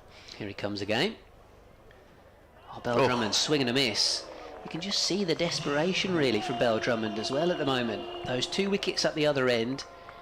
He's been a bit bogged down. Now he's trying to play a shot in anger. I do think it doesn't feel they've quite got the balance right in terms of the batting at the moment. Crawley keep on getting out early isn't helping. No, it doesn't. Yeah. Tawana Maye's been a bit out of form. Normally he would be the man to come in at number 3 and continue to bat positively. He's a stroke player. But at the moment Kent are chucking him down the order. Bell Drummond tries to just guide this down to 3rd man and just drags it into the floor, and it's another dot ball. Is that a maiden over? It's a maiden over, yeah. Just the leg by off it. Yeah, too many maidens. Yeah. I just wonder whether this might be one of the occasions where, why wouldn't you bowl him right out here, to be honest? Absolutely. What a start for Sussex here in this run chase. Kent 9 for 2 after 3 with the maiden over, just a leg by off it. He's doing it under the eye of the England selector, who I'm sure is keenly watching. I think he's here as more as a social aspect, but nonetheless you can't help but Yeah. very impressive. In goes McAndrew, bowls, play and a miss by Billings outside the Austral. What about this ball darting around a bit, Ben? Maybe under the floodlights, possibly. Possibly. I mean, Sam Billings won the toss and wanted to bat second, and quite often you get this feeling that when the ball skids on a little bit more when the dew comes down, and it's slightly easier to score runs. But at the moment, the ball very much in the ascendancy. I think we saw with Bartlett with the new ball, when he bowled back of length, it was nipping around. It feels like Sussex have just bowled a good length. Yeah, in comes McAndrew, bowls and clipped away by Billings. That's a nice looking shot on his 4 runs. That was a quality shot, slightly overpitched by Nathan McAndrew and clipped away by Billings through square leg for 4 runs. Beautifully played. He goes to 6, I think that's going to be, in the total to 13 for 2. In fact, the light at the minute, it's a strange light because the floodlights haven't taken full effect, have they? And it's sort of like that twilight at the moment. Yeah, other than the big ugly cloud that's currently over at the far end, there is still some blue sky. Yeah. McAndrew in from the Cromwell Road end, bowling to Billings, who's hit on the thigh pad. The ball dribbles down in front of him, and there is no run. Just a comparison for the end of 3 overs. Sussex were 22 without loss. Kent were 9 for 2. Duckworth Lewis is always a good guide as well as to how a run chase is going, and Duckworth Lewis at the minute is 44.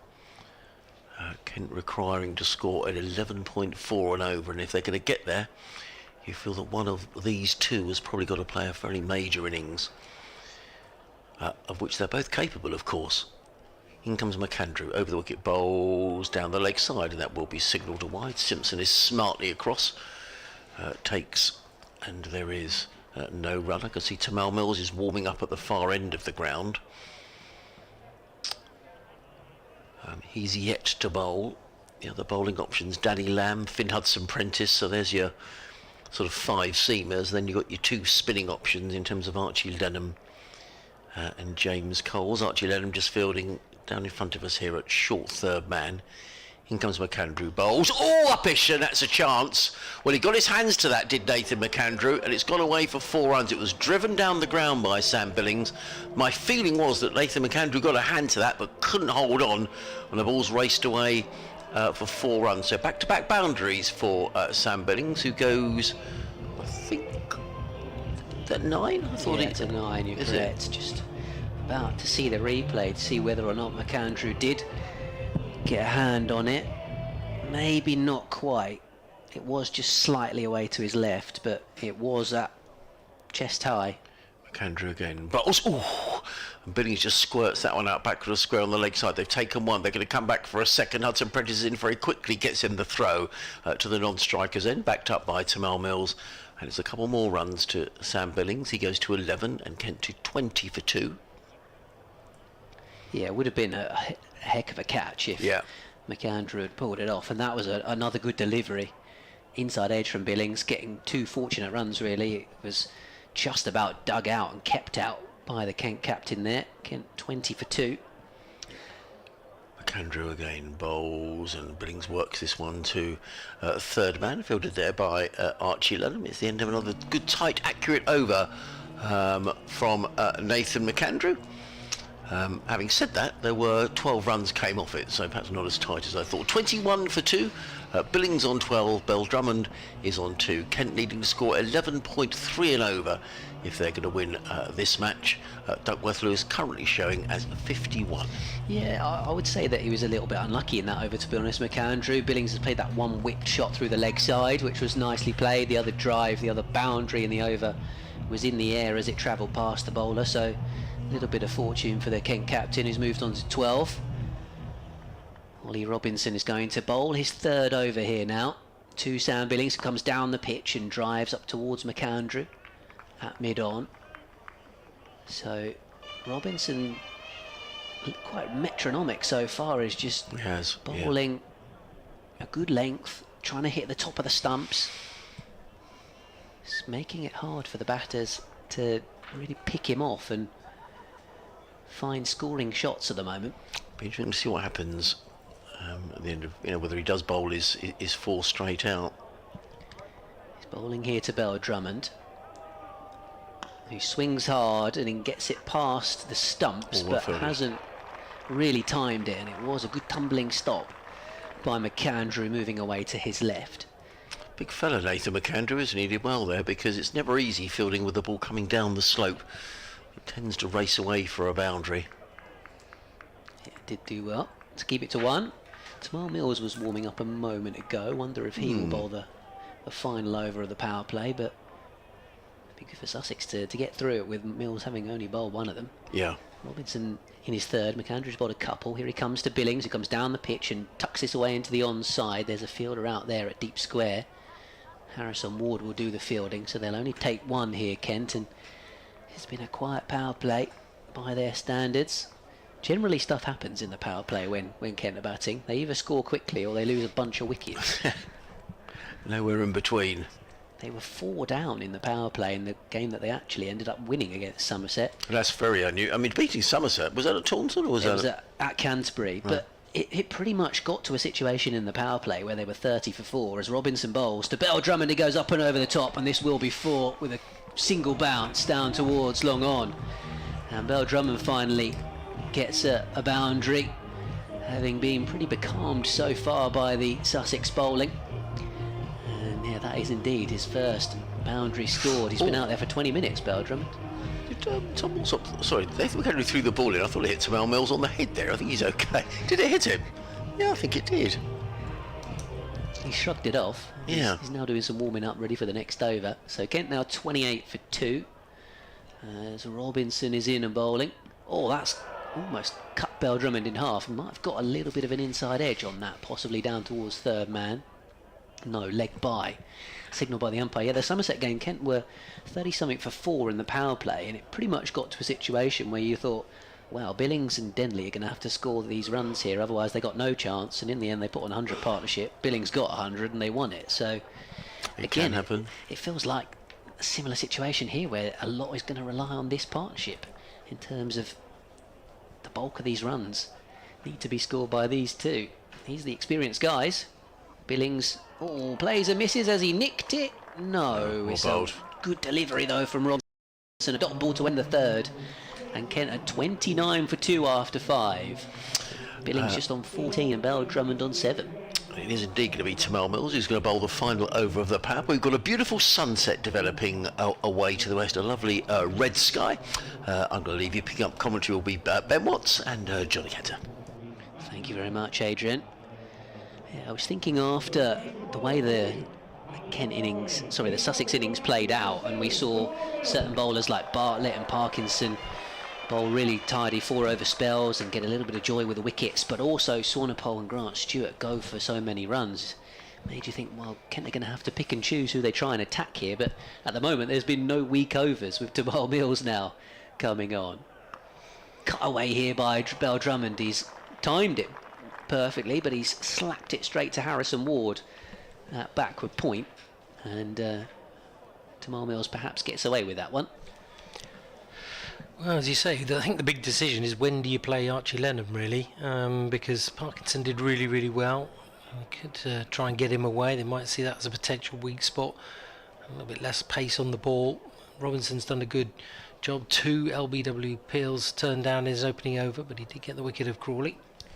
Tamal Mills around the wicket to Bell Drummond here. That's a pacey delivery, which Bell Drummond, I think, has gloved to Ollie Robinson at short, fine leg. Yeah, the run is going to count for Bell Drummond. Yeah, it'll be interesting to see if Robinson bowls out when we finish the power play here, or if they go straight to Archie Lenham. That would be a temptation, I think, to really... Well, he's down here, isn't he? And he looks like he's warming up, so we may see the youngster in action very, very soon. Go from the express pace of Mills Yes. to the leg spin. Yeah, licorice all sorts there.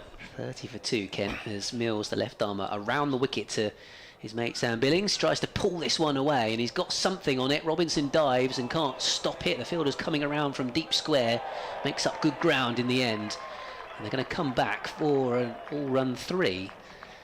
decent between the wickets, these two. That's 2 we've had now. Yeah. You hardly ever get it at home, and now we've had 2 in one game. It's like, I know it's to that long boundary away towards the pavilion, so the strip today is well towards the sort of Brighton side to the east. Noticeable Tamar Mills has just got that little bit of extra zip compared to Robinson, the left armour. But has also got those slower balls in the locker that he can produce. He goes full when it's been hacked away by Bell Drummond into the offside. One bounce and away for 4, but he very much sliced it over backward point.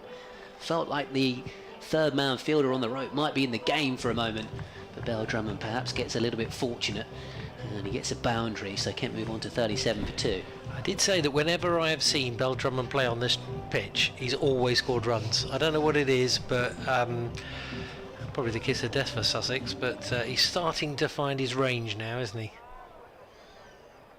So that boundary moves him on to 12. Billings at the other end on 17. Here's Tamar Mills once more, the captain.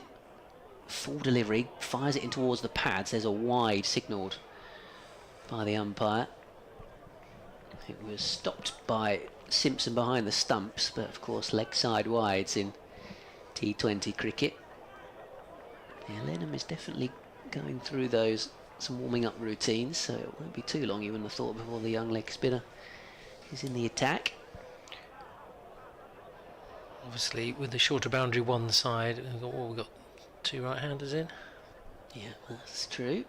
Mills, 2-1 of them. Bell Drummond, he's pulled this away. Fielder out in the deep has got some work to do, but nicely picked up by Hudson Prentice. And they'll come back for a second. He was pulled away off the front foot by Bell Drummond, but out to that one fielder who's sweeping on the leg side.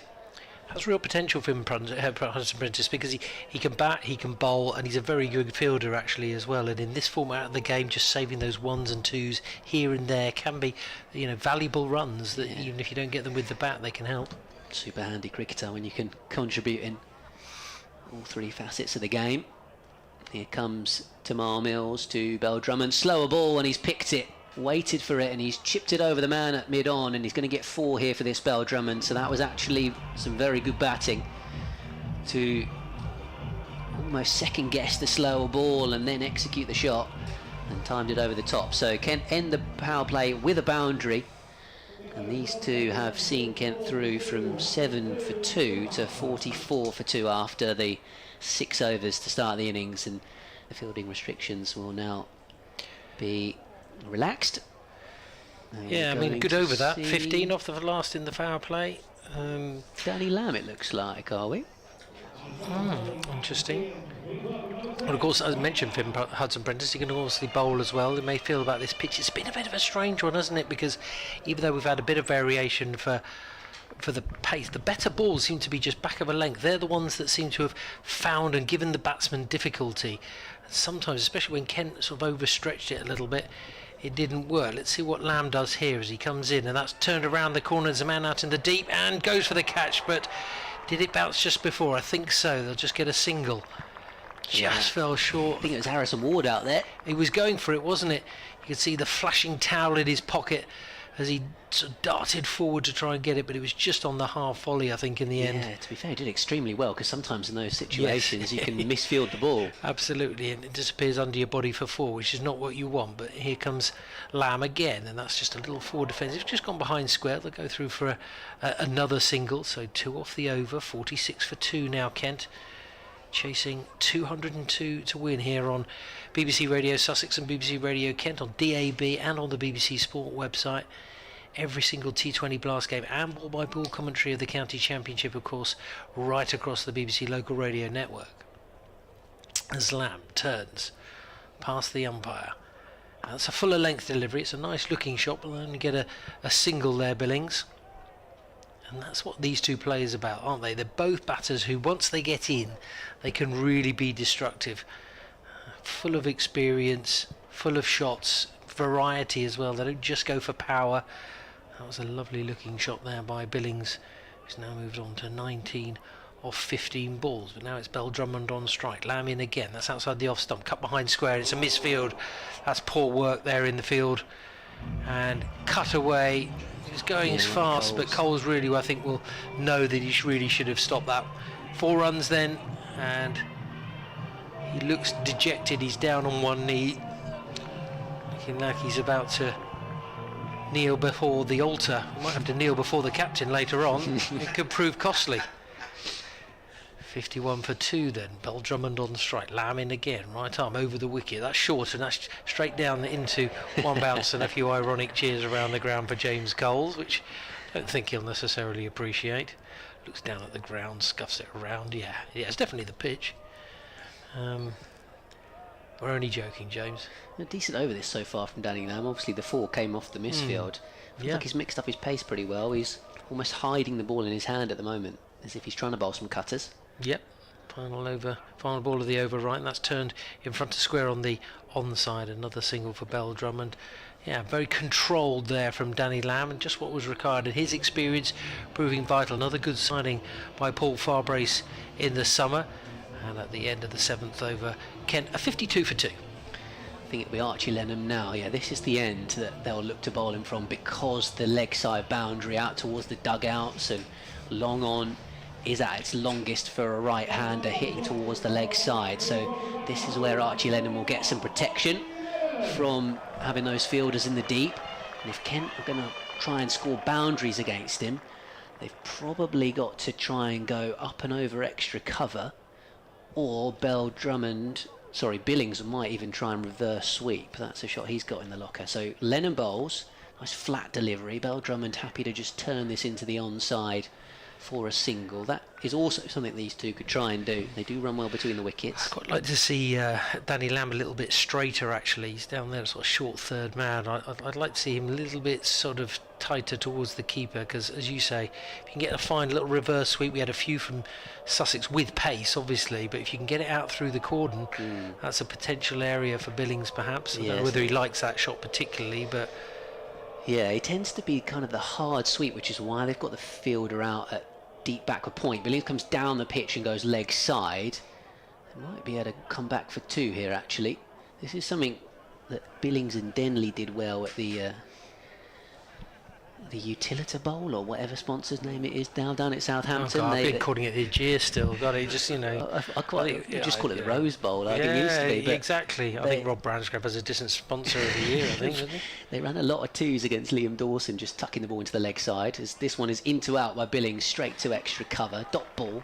And I'm bowling quite nice and flat at the moment, so you're getting a bit of confidence here, I think, Lenham, and that's what you want in your first over. You don't want to be destroyed.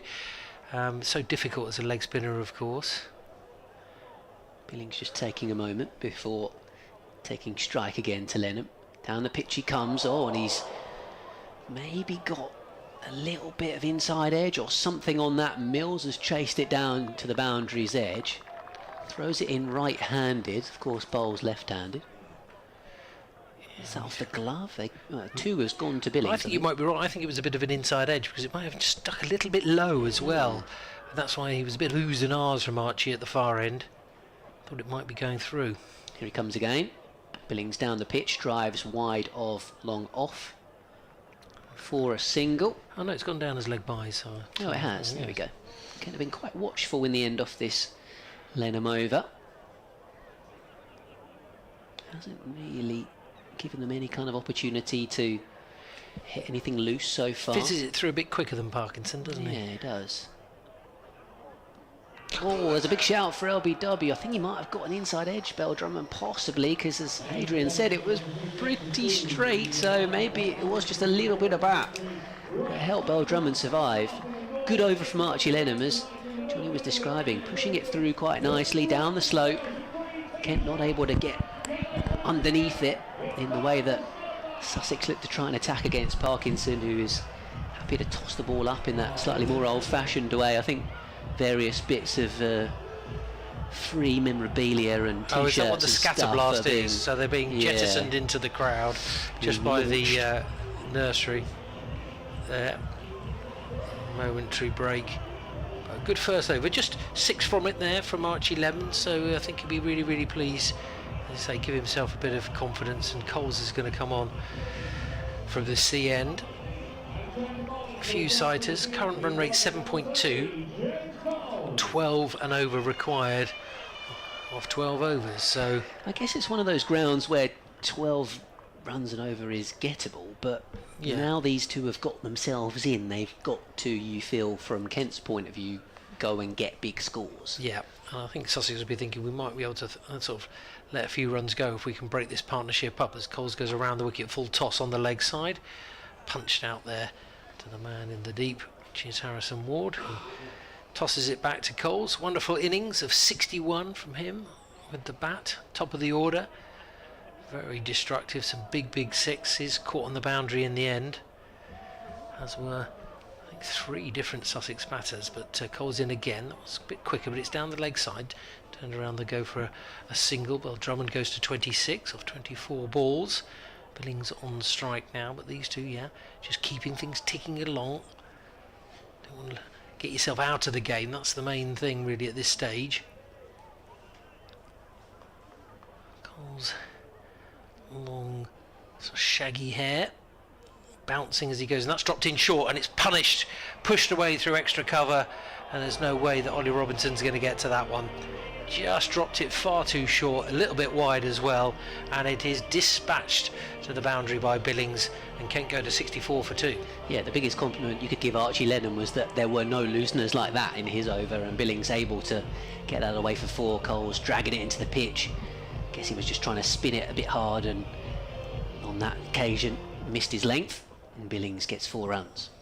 Trying to get through his over relatively quickly. Fuller delivery this time. Mistimed there by Billings. Goes off the underside of the bat. They go for 1, they go for a second, and they should get it quite comfortably in the end. Despite the fact that Billings had to slide in and dive.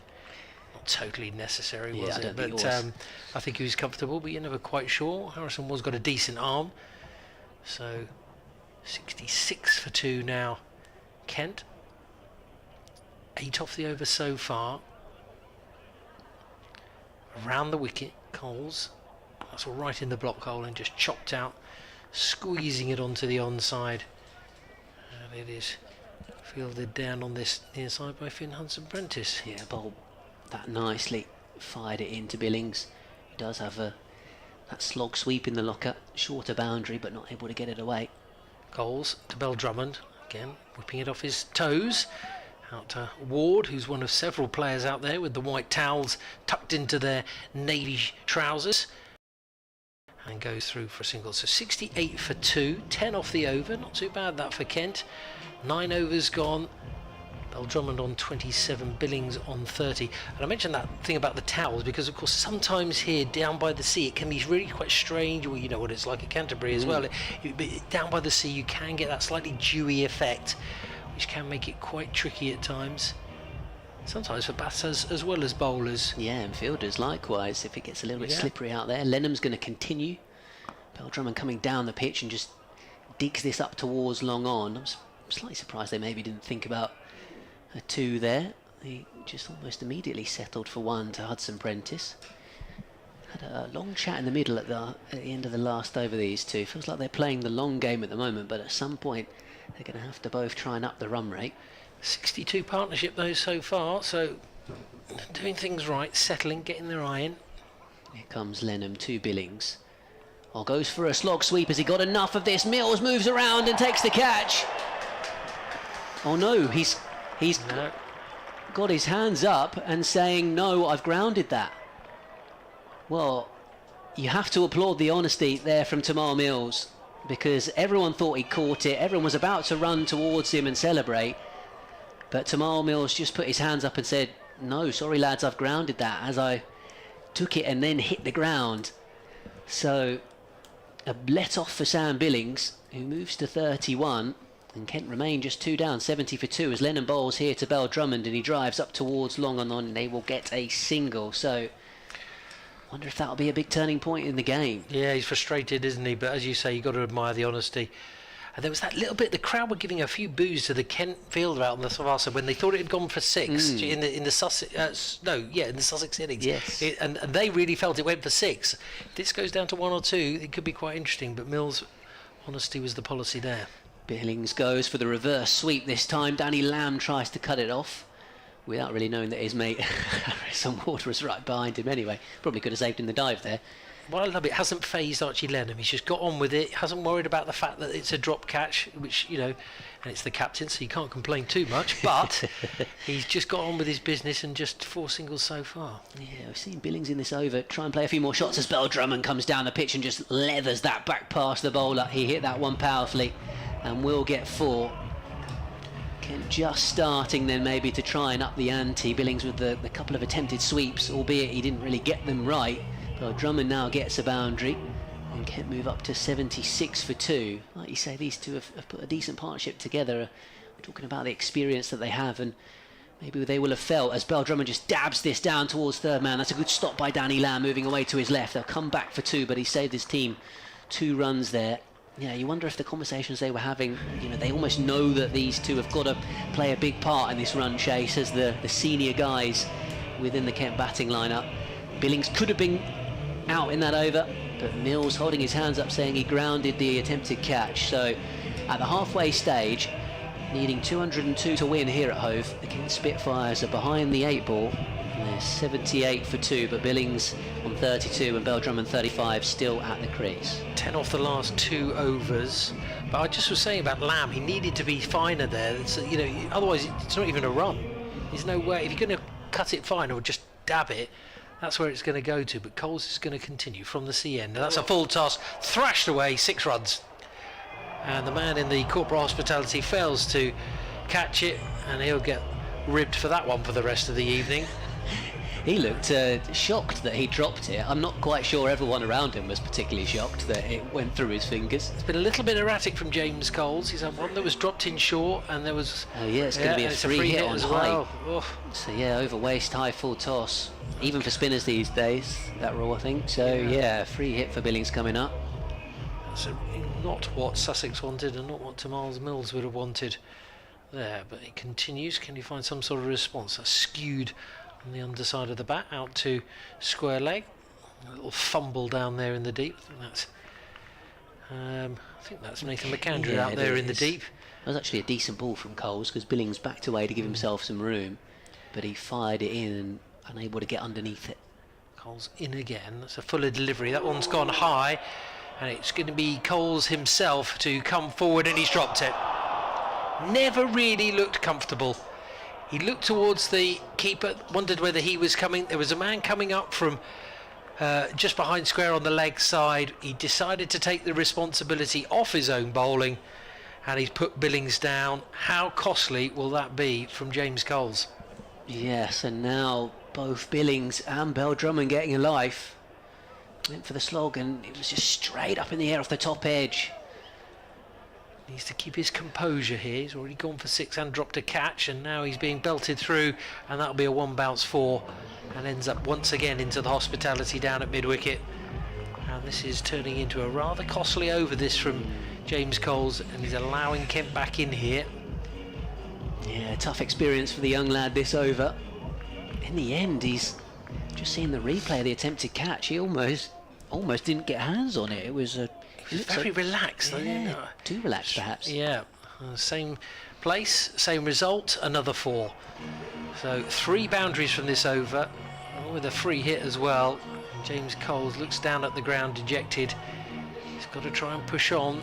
But this is a really, could be a pivotal over this for Kent as they try and get themselves back into this one. Yeah, Billings has obviously hit the full toss for 6 and now hit 2 4s through mid-wicket. So his score has jumped up to 47 in this over, and then Bell Drummond should have been caught and bowled, but is still out there on 36. The Spitfires score up to 96 for 2. So Coles completing the over around the wicket, fuller delivery. That one squeezed out, but there is a man that's sweeping round, and it is Ward who manages to stop a 3rd consecutive boundary. Yeah, still got 1 to come because of the no ball. Oh yeah, I think we did that right at the beginning, didn't we? But that run rate's gone up to 8.9, just 11.4 required, and that one's just played just behind square by Bell Drummond. There's a man there, so a dot ball to end the over. And plenty for James Coles and his captain to chew on, and hopefully his teammates just get behind him here. Ollie Robinson gives him a pat on the back. That's good sort of captaincy and work from his teammates there, saying come on, be positive. He's clearly frustrated, But Kent now pushing on. 11 overs gone. 97 for 2. Billings on 48. 2 shy of a half century. Drummond 36 off 31. Yeah, I think it's one of those things as a spinner in a T20 game. Sometimes you are going to get hit. You are going to have expensive overs. I think the disappointment, as much as anything for James Coles, is the drop catch. Even if he'd have gone for 19 in that over, but got rid of Drummond, completely different thought process, I think, with the Sussex position. Mills is bringing himself on in response to that, the captain. So here he comes to Sam Billings. Full delivery, which has been dug out by Billings, out towards backward point. The throw towards the bowler's end actually hits the Kent captain. He's now on to 49. Actually, at the end of the 11th, Sussex bed were 111 for 4, Kent 97 for 2. So there's not a lot in it now. Duckworth Lewis is that 106 or 108? Yeah, 108 it says, so yeah. Johnny was right, that was a massive over. Here comes Mills to Drummond.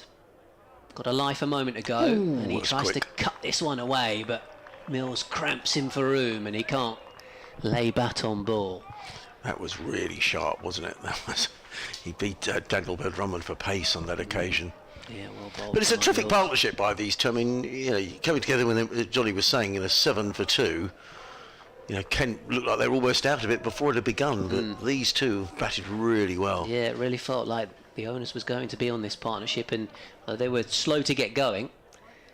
They've stuck in there. Mills to Drummond fends this off into the onside. It's a good sliding stop in the deep. They'll come through for a single. Tom Alsop out there. Yeah, good stop by Alsop. Both have obviously had some fortune, and drop catch is going down. So, had a little slice of luck. Now up to these two experienced campaigners to try and make the most of it for Kent. 99 for 2. Tamar Mills, the left arm quick. The Sussex Sharks captain around the wicket. Here to Billings on 49. Slower ball, he just defends it about 3 or 4 yards to his right. And they come through for a single, and Sam Billings gets a half century. Being applauded by his teammates out in the dugout over on the far side of the ground. Gets a little punch of the gloves from Drummond from 32 balls. Sam Billings half century in the end. Good knock. He's hit 5 4s and a 6 in there. Need him to keep going though, don't they? We said one or both of these two had to play a big innings. Yeah, absolutely. Feels like they're key for Kent as Mills bowls to Drummond. He's bowled it. Gave himself room, Drummond, to have a big swing at that, but it was full and quick from Mills, and actually the quicker pace seemed to be troubling Drummond. And he's played a rash shot, and Mills has got the massive breakthrough. So the Coles drop didn't cost too many in the end, certainly didn't from the bat of Drummond at least. He's out for 37, and Kent are 100 for 3 as the partnership, 93 runs of it, comes to an end. Yes, and good captaincy, I think, for Tamar Mills to bring himself back. He'd just seen James Coles go, for 19 in the over, and probably just felt that Sussex were in need of a wicket. So good bowling change. Good knock by Daniel Drummond. That was another quick delivery, though, by Tamar Mills, who's pretty fearsome when he's coming down the hill here at Hove. Just look at a couple of other games around the country. I was looking at Glamorgan's game. Former Kent skipper Sam Northeast finished 46 not out, opening the batting in a T20. That is bizarre, isn't it? Crikey. Anyway, And currently, I digress completely. well, but currently Gloucestershire 120 for 7, trying to chase that down in the last couple of overs. So might be a tricky pitch down at Cardiff. Yeah. So Sussex will feel they've got their noses back in front. An important wicket. Duckworth Lewis, Ben is 111. Yeah, that wicket will have obviously changed things in terms of the Duckworth Lewis as well. Joey Everson is the new batter for Kent at number 5. Here comes Mills to bowl to him.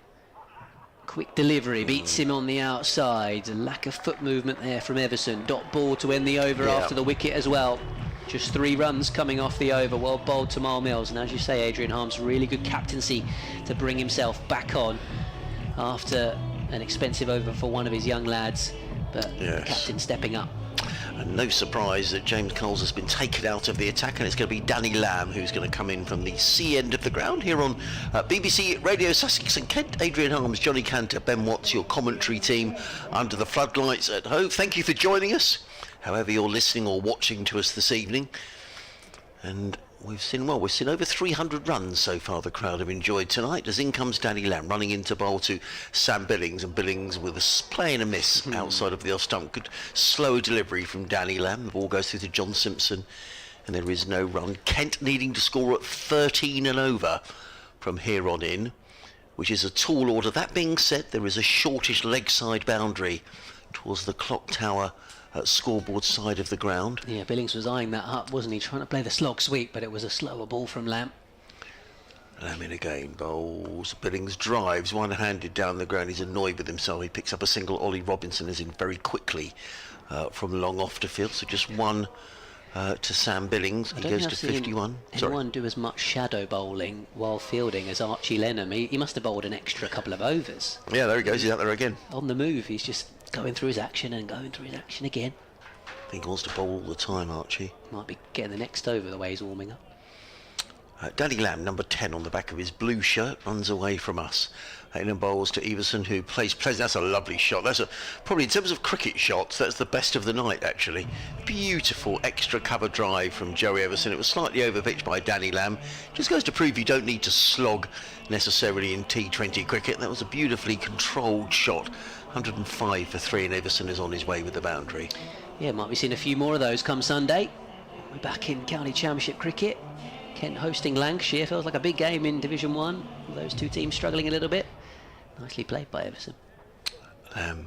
In bowl, Everson pulls this one away in rather more unorthodox fashion. He gets a single down to deep backward square, fielded out on the boundary edge by Nathan McCone, who gets in a not very good throw that John Simpson can't take cleanly, but unfortunately for Sussex, James Coles was backing up. Everson goes to 5, 106 for 3.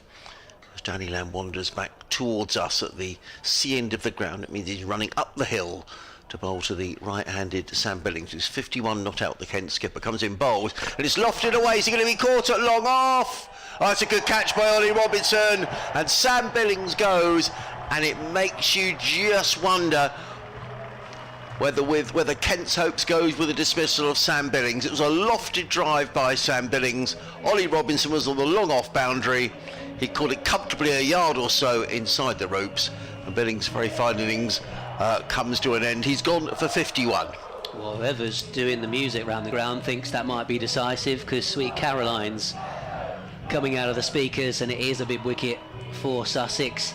Billings almost readjusted and tried to play something inventive there. It was almost like a back foot drive, but he deliberately went aerial, as if he was trying to hit it for 6, or maybe trying to particularly adjust it towards extra cover. And in the end, Ollie Robinson didn't have to move too far away to his left, and it never quite had enough on it. So it was a slightly peculiar shot from Billings, having done a lot of hard work.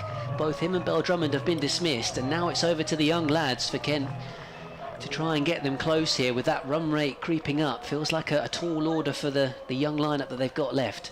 Yeah, he faces Danny Lamb, who plays this nicely away through backward point. They've taken one. They'll think about coming back for the second. They're going to have to come back for the second. They get a bit of a move on the throw comes in, but good running by Muiwei to the striker's end. He's on his way with a couple of runs. Kent to 108 for 4, but they're going to have to take charge. You know, Sam Billings, it was a lovely knock, wasn't he? But he's going to have to take risks with Kent needing to score 13.4 and over. We've had 13 overs, Kent 108 for 4, Muiwei on 2, Everson on 5. If you were being hypercritical, having just lost Bell Drummond, maybe Billings needed to just, stick around a few more overs and make sure the longer he bats, the better Kent's chance of winning the game. As Lenham bowls, pulled away leg side by Everson. It was a bit of a drag down by Lenham, and Everson has got 4 runs for this. Leaned into it, climbed into it. A bit of a loose delivery from Archie Lenham, and Joey Everson gets himself 4 more runs, so moves to 9, and Kent Spitfires to 112 for 4. I feel like if they're going to get this done, this run chase, and at the moment I'd say Sussex are the favourites, it's going to be a big learning experience for some of these young lads out there. Lenham, a young bowler, and he's been drilled away here by Everson through the extra cover position for 4 more runs. He's timed the pants off that, Joey Everson. Beautiful shot, wasn't it? Just a little hint of width offered by Lenham. Obviously he's bowling pretty flat anyway, so there is some pace on the ball, and it's been flayed away by Everson for back-to-back boundaries. So he's on to 13 from 5 balls. Lenham again. This time just pushed back to the bowler. Yeah, good bit of fielding there, wasn't it? Having conceded a couple of boundaries. Good over so far for Kent.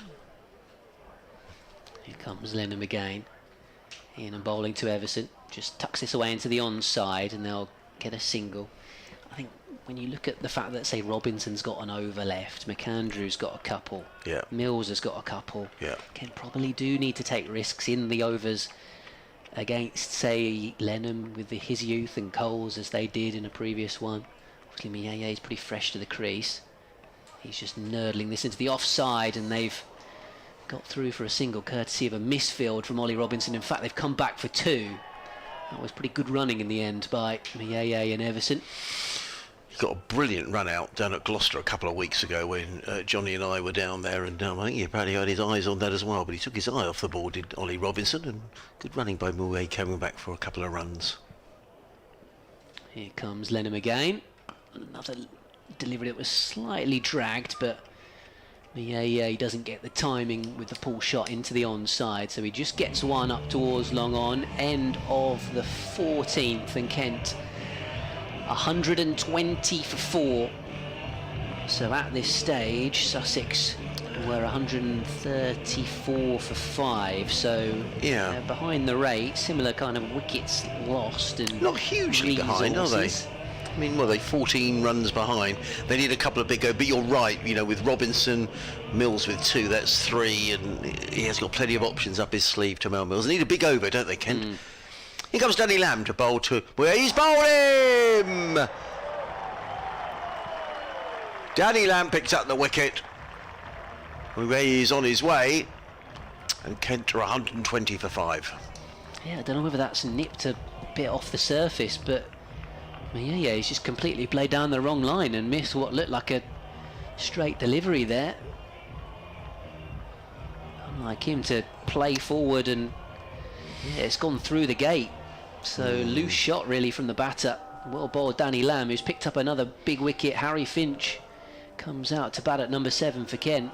Yeah. He's had a good night, Danny Lamb, hasn't he? 40 off, 23 balls, and he's picked up a couple of wickets as well. Tawanda Miaye looks like a man desperately out of nick at the moment, unfortunately, for Kent. That's why he's effectively been dropped down the order. It's not quite happening for him, and he's the man that's heading back to the changing room. All of a sudden it feels like there's a lot to do for the Kent lower order. Obviously Danny Lamb got 40 at the back end of the Sussex innings and was well supported by Hudson Prentice. Kent need a couple of guys to get really stuck in here. There's still Grant Stewart to come, who can hit a long ball. Sussex certainly can. know that. In comes Lamb to bowl to the ex-Sussex man Harry Finch. He's in and bowls, and Finch clips this one firmly to mid-on, fielded by Finn Hudson Prentice. So Finch is on his way, 121 for 5, but the run rate required now is over 14 and over. And that's a big ask. However, there is this shortish leg side boundary for the right-hander, but Kent probably needs to start hitting it fairly soon. In comes Lamb. Bowls pulled away by Everson, and that's going to be that leg side boundary, and it's a 4.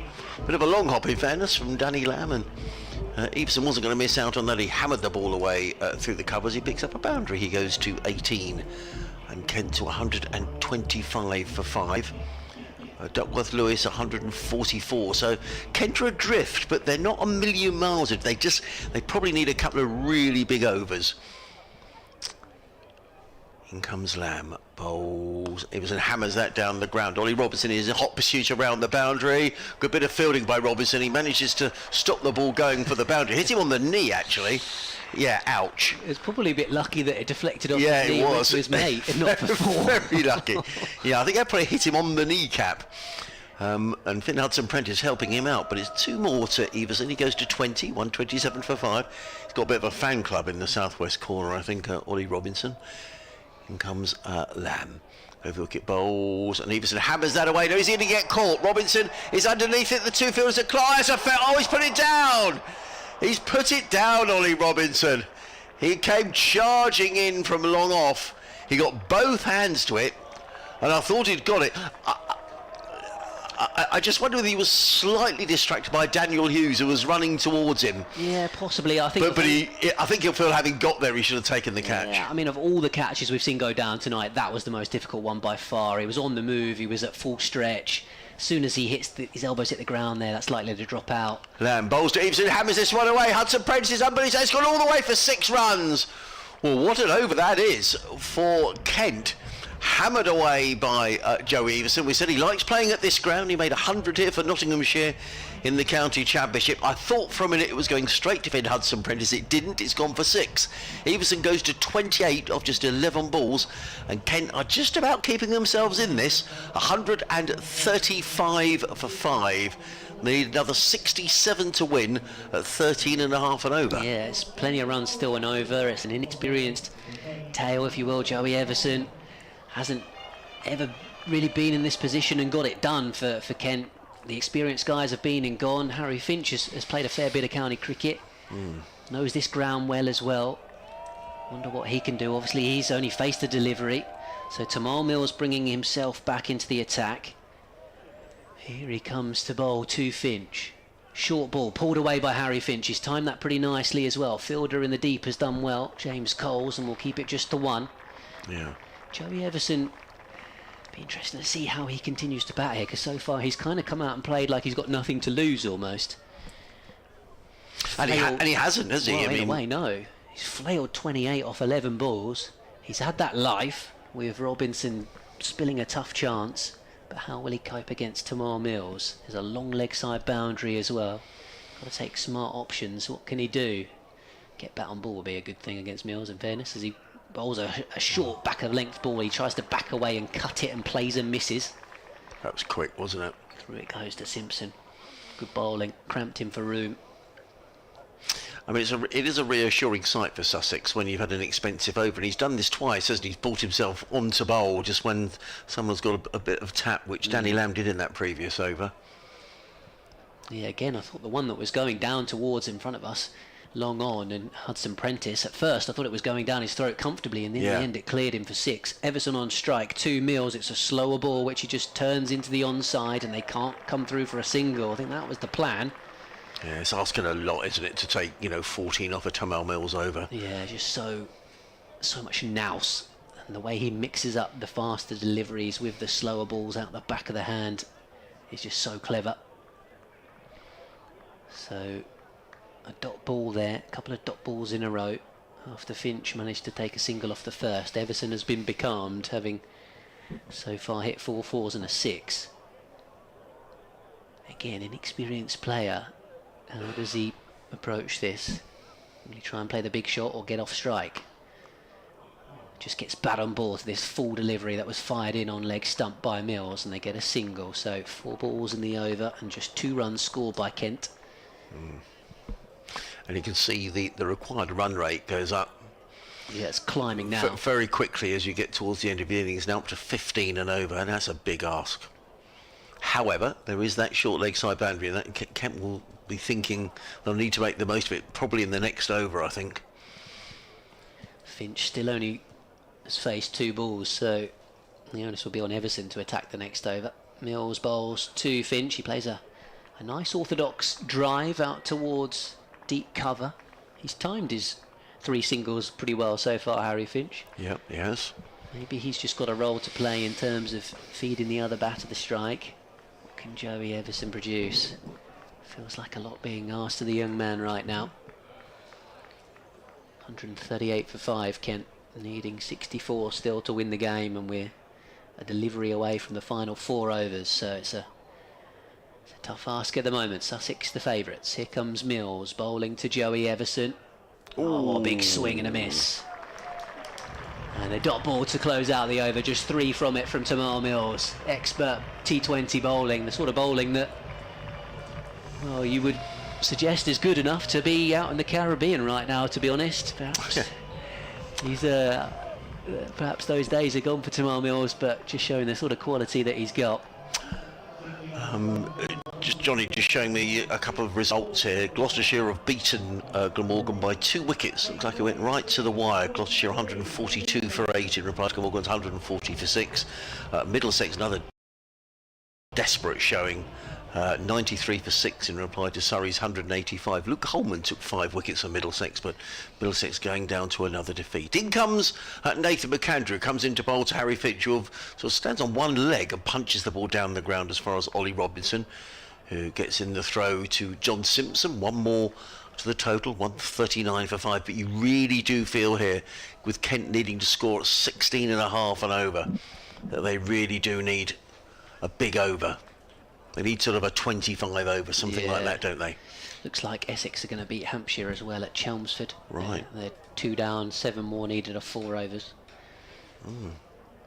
That's where Sussex go. In comes McAndrew, bowls, a quick delivery and looking to hammer that through the covers. He's beaten outside the off stump by is Joey Everson. Total remains 139 for 5. Sussex off to the Aegeus Bowl, or whatever it's called, as we were saying earlier on. Tomorrow, a game you can hear live on BBC Radio Sussex. Johnny Cantor and myself, Adrian Harms, will bring you commentary on that one. Yeah, Kent will host Essex off the back of what presumably will be a win against Hampshire.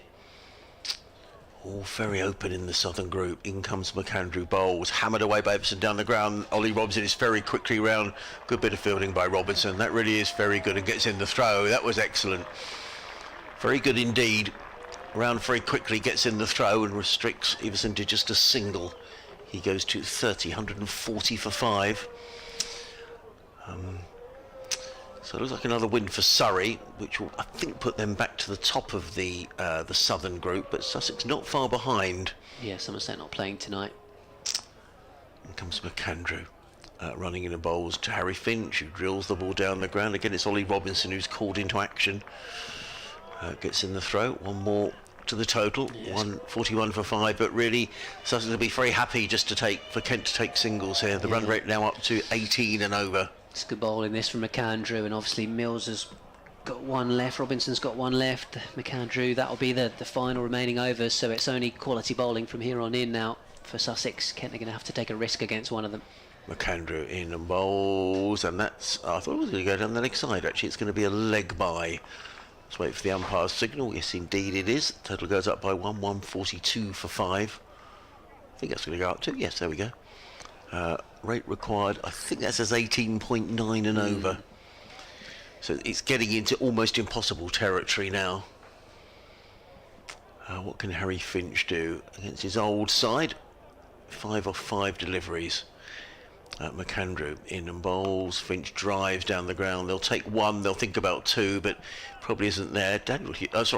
It's not Daniel Hughes at all. It's Harrison Moore comes in very quickly, and that's a good over by Nathan McAndrew. It cost 5 runs, but at this stage Sussex would have settled for that. 143 for 5 at the end of the 17th. At the same stage, Sussex were 175 for 5, so that gap is beginning to widen. Runs required now up to the best part of 20 and over. Yeah, it's these last 2 overs from Mills and McAndrew that have made this pretty convincing for Sussex and almost out of sight for Kent. I feel like they had to take a few more risks against some of the other bowlers, to be honest, because we know that Mills and McAndrew, Robinson could be so economical. Mills bowls to Harry Finch, who steps across, tries to ramp it, and leg side wide is given anyway, which is perhaps slightly unfair on Mills, considering Finch changed his position in his stance quite dramatically. But no grumbles really from the Sussex captain. He knows his team are in pole position here to see this out. Yeah, so it gives Sussex 5 wins out of 7, which is a good start. Yeah, really good start to the campaign. He sets himself for a pull shot, then it's the slower ball. It's just been gently stroked away in the end by Harry Finch. Power hitting not necessarily his game. And at the moment he's got 7 from 7 deliveries, which, you know, is fine in certain situations, but in this one Kent desperately needs to find boundaries, and as you say, Adrian, they don't just need 1 big over now, they need 3 big ones. Yeah, they do. 20 and over. Everson presumably is going to swing the bat particularly hard here. Mills might take some pace off. Yeah, it does take pace off. He can only squeeze it out to deep point. That was a wide Yorker as well. That was such good bowling from Tamar Mills. Just feel like there's been a couple of differences between the two teams. Harrison Ward's impetus at the top. Kent didn't have any kind of explosiveness in the power play, having lost the 2 wickets. And then just the quality of the bowling. Stewart and Swanepoel both going for 50 from their 4 overs, compared to Robinson up top, McAndrew, Mills in these middle overs have just been so skillful. Tamar Mills bowls. Finch has a big swing and him can't lay bat on ball. And through it goes to Simpson. Yeah, you're right. I mean, Ollie Robinson 3 overs 1 for 12. Nathan McAndrew 3 overs 1 for 18. And Tamar Mills is in his final over, 1 for 24 at the moment. So, somebody always gets some stick, don't they? In T20, it was James Coles' turn tonight, 2 overs for 29. But he's the only one. But he's the only one, really. Archie Lenham 3 overs for 26. Danny Lamb 3 overs for 31. But that's not really getting a hammering, is it, in T20 terms? I think Lenham did particularly well.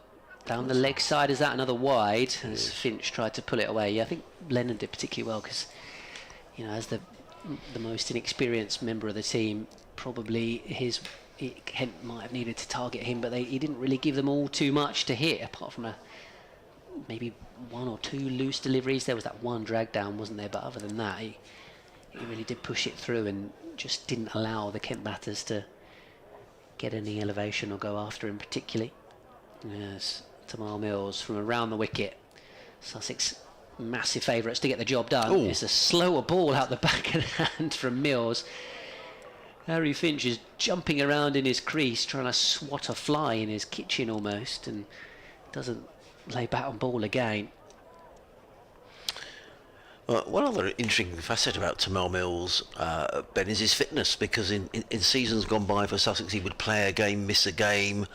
But, he's fingers crossed from a Sussex point of view. He's playing every game at the moment. Yeah, feels like he's maybe learned how to manage his body as he's gone through various injuries. Fuller delivery. Finch knocks him back over his head. That's a glorious shot from Harry Finch, all the way for 6, I think. You're right. 6 runs signalled by umpire Bainton. Slightly fuller delivery from Mills, and Finch finally finds his boundary. Might be too little, too late for Kent, but it's just put a slight dent in Tamar Mills' figures. And Kent up to 153 for 5, still needing a further 40-something runs. Yeah, to 49, win. I think. Yeah. So the required rate is at 22.5 and over. So Kent could do with a few more of those. This is going to be quick. Here comes Mills. Short ball pulled away by Finch. He's going to get another boundary. That's a really good shot. That was a good shot from Harry Finch. Just pivoted on the short ball, perhaps expected it like you did, Adrian, to be quick and into the hip area, and he's managed to fetch it away. So he's ended the over with 10 with 2 boundaries, so credit to him. It's going to in fact be Danny Lamb to bowl this penultimate over, so perhaps Ollie Robinson's work for the night is done. And he's not going to come back on. You would expect it to be McAndrew to bowl the last, so Danny Lamb is going to bowl the 19th. Kent 157 for 5 thanks to the 10 off the last 2 balls. They managed to take a few runs off that over in the end, which was, up until that point, excellent work from Mills. Feels like Everson's just going to have to swing to the fences now. In comes Lamb, bowls to Joe F. That's going to be signalled a wide off the first ball. In fact, they've taken a run as well, so the total will go up. Yeah, looks like Lamb, well, that delivery in particular was slow ball wide outside the off stump, so it's going to be 2 added to the score. Yeah, will be 2 added to the total. One for the wide and one for the bye, effectively. Simpson misfielded it. 159 for 5. 43 needed to win in 2 overs as Lamb is in. Bowls to Finch, who pulls this one to the leg side. He just gets a single to a deep backward square, fielded out there by the tall figure of Nathan McAndrew, who gets in the throw. Harry Finch goes to 18, 160 for 5. 43 needed to win, that's right, yeah, 43 needed to win in 10 deliveries. In comes Lamb, bowls, that's down the leg side, and that's going to run away. And that's a good stop actually by John Simpson. It's a leg by. I thought for a minute that had run away towards the boundary. God, he's missed out there, Joey Everson. He It was has, a low yeah. full toss, wasn't it? It was, yeah. And actually, if he hadn't hit him on the pads, it would have been signalled a wide. 161 for 5. Yeah, so as you were describing there, Adrian, it's basically a boundary of ball now needed It from is. Kent, and Everson's missed it. Lamb had a good night with bat and ball. He's in and bowls and played it. Oh, that's well held. Lovely catch by Daniel Hughes at short extra cover. Drilled away by Harry Finch, and it brings Danny Lamb his 3rd wicket of the evening, plucked out of the air by Daniel Hughes. Nice catch.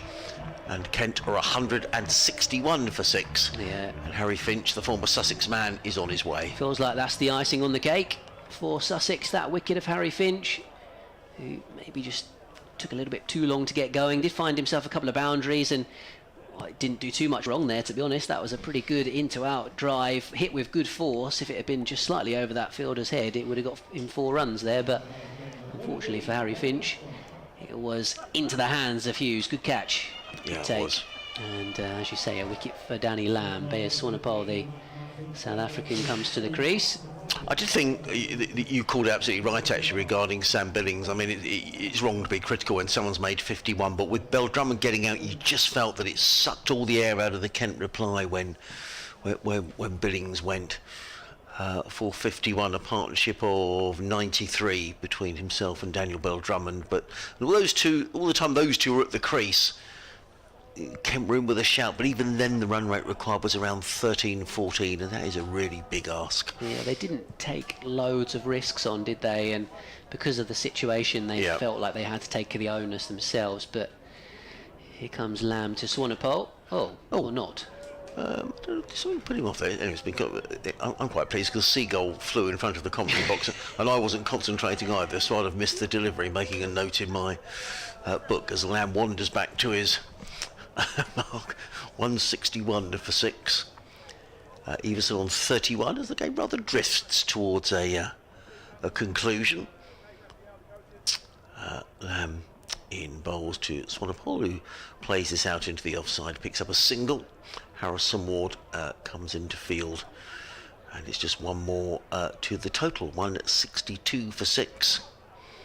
Yeah, it just feels like for me at the moment that Kent are really missing some experienced campaigners. Yes. With Denley with his knee and dealing with his broken hand, guys that they've lost over the last couple of years as well. It looks like a very young team, and like you say, as soon as Bell Drummond and Billings got out, just never quite backed this young team to see it over the line. Lamb comes in, bowls, all good stop by Danny Lamb off his own bowling. It was drilled down the ground, and Danny Lamb throwing himself full-length goalkeeper style to prevent the boundary. Good commitment from Danny Lamb. No, I would agree, Ben, and also you need your big guns to fire, don't you? You need, Zach Crawley. He probably won't be playing too much more T20, I'd imagine, because he'll be called up for the Test side. I know he's not in great form, but you'd imagine he'll be playing in the Test match series against the West Indies.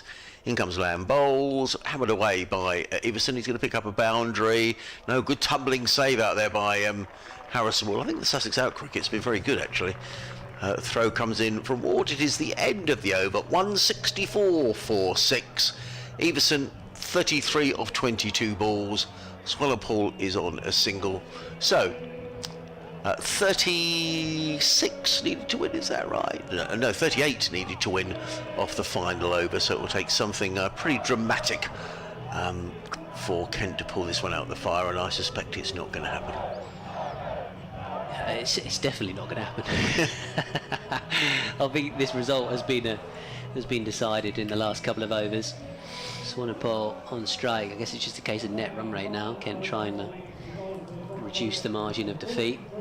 Harrison Ward reminds me a little bit of Alex Blake in the field. Yes, I would agree. I would agree, absolutely. Big, tall guy, but he's so mobile and agile. Really great work there on that previous delivery. So here we go then.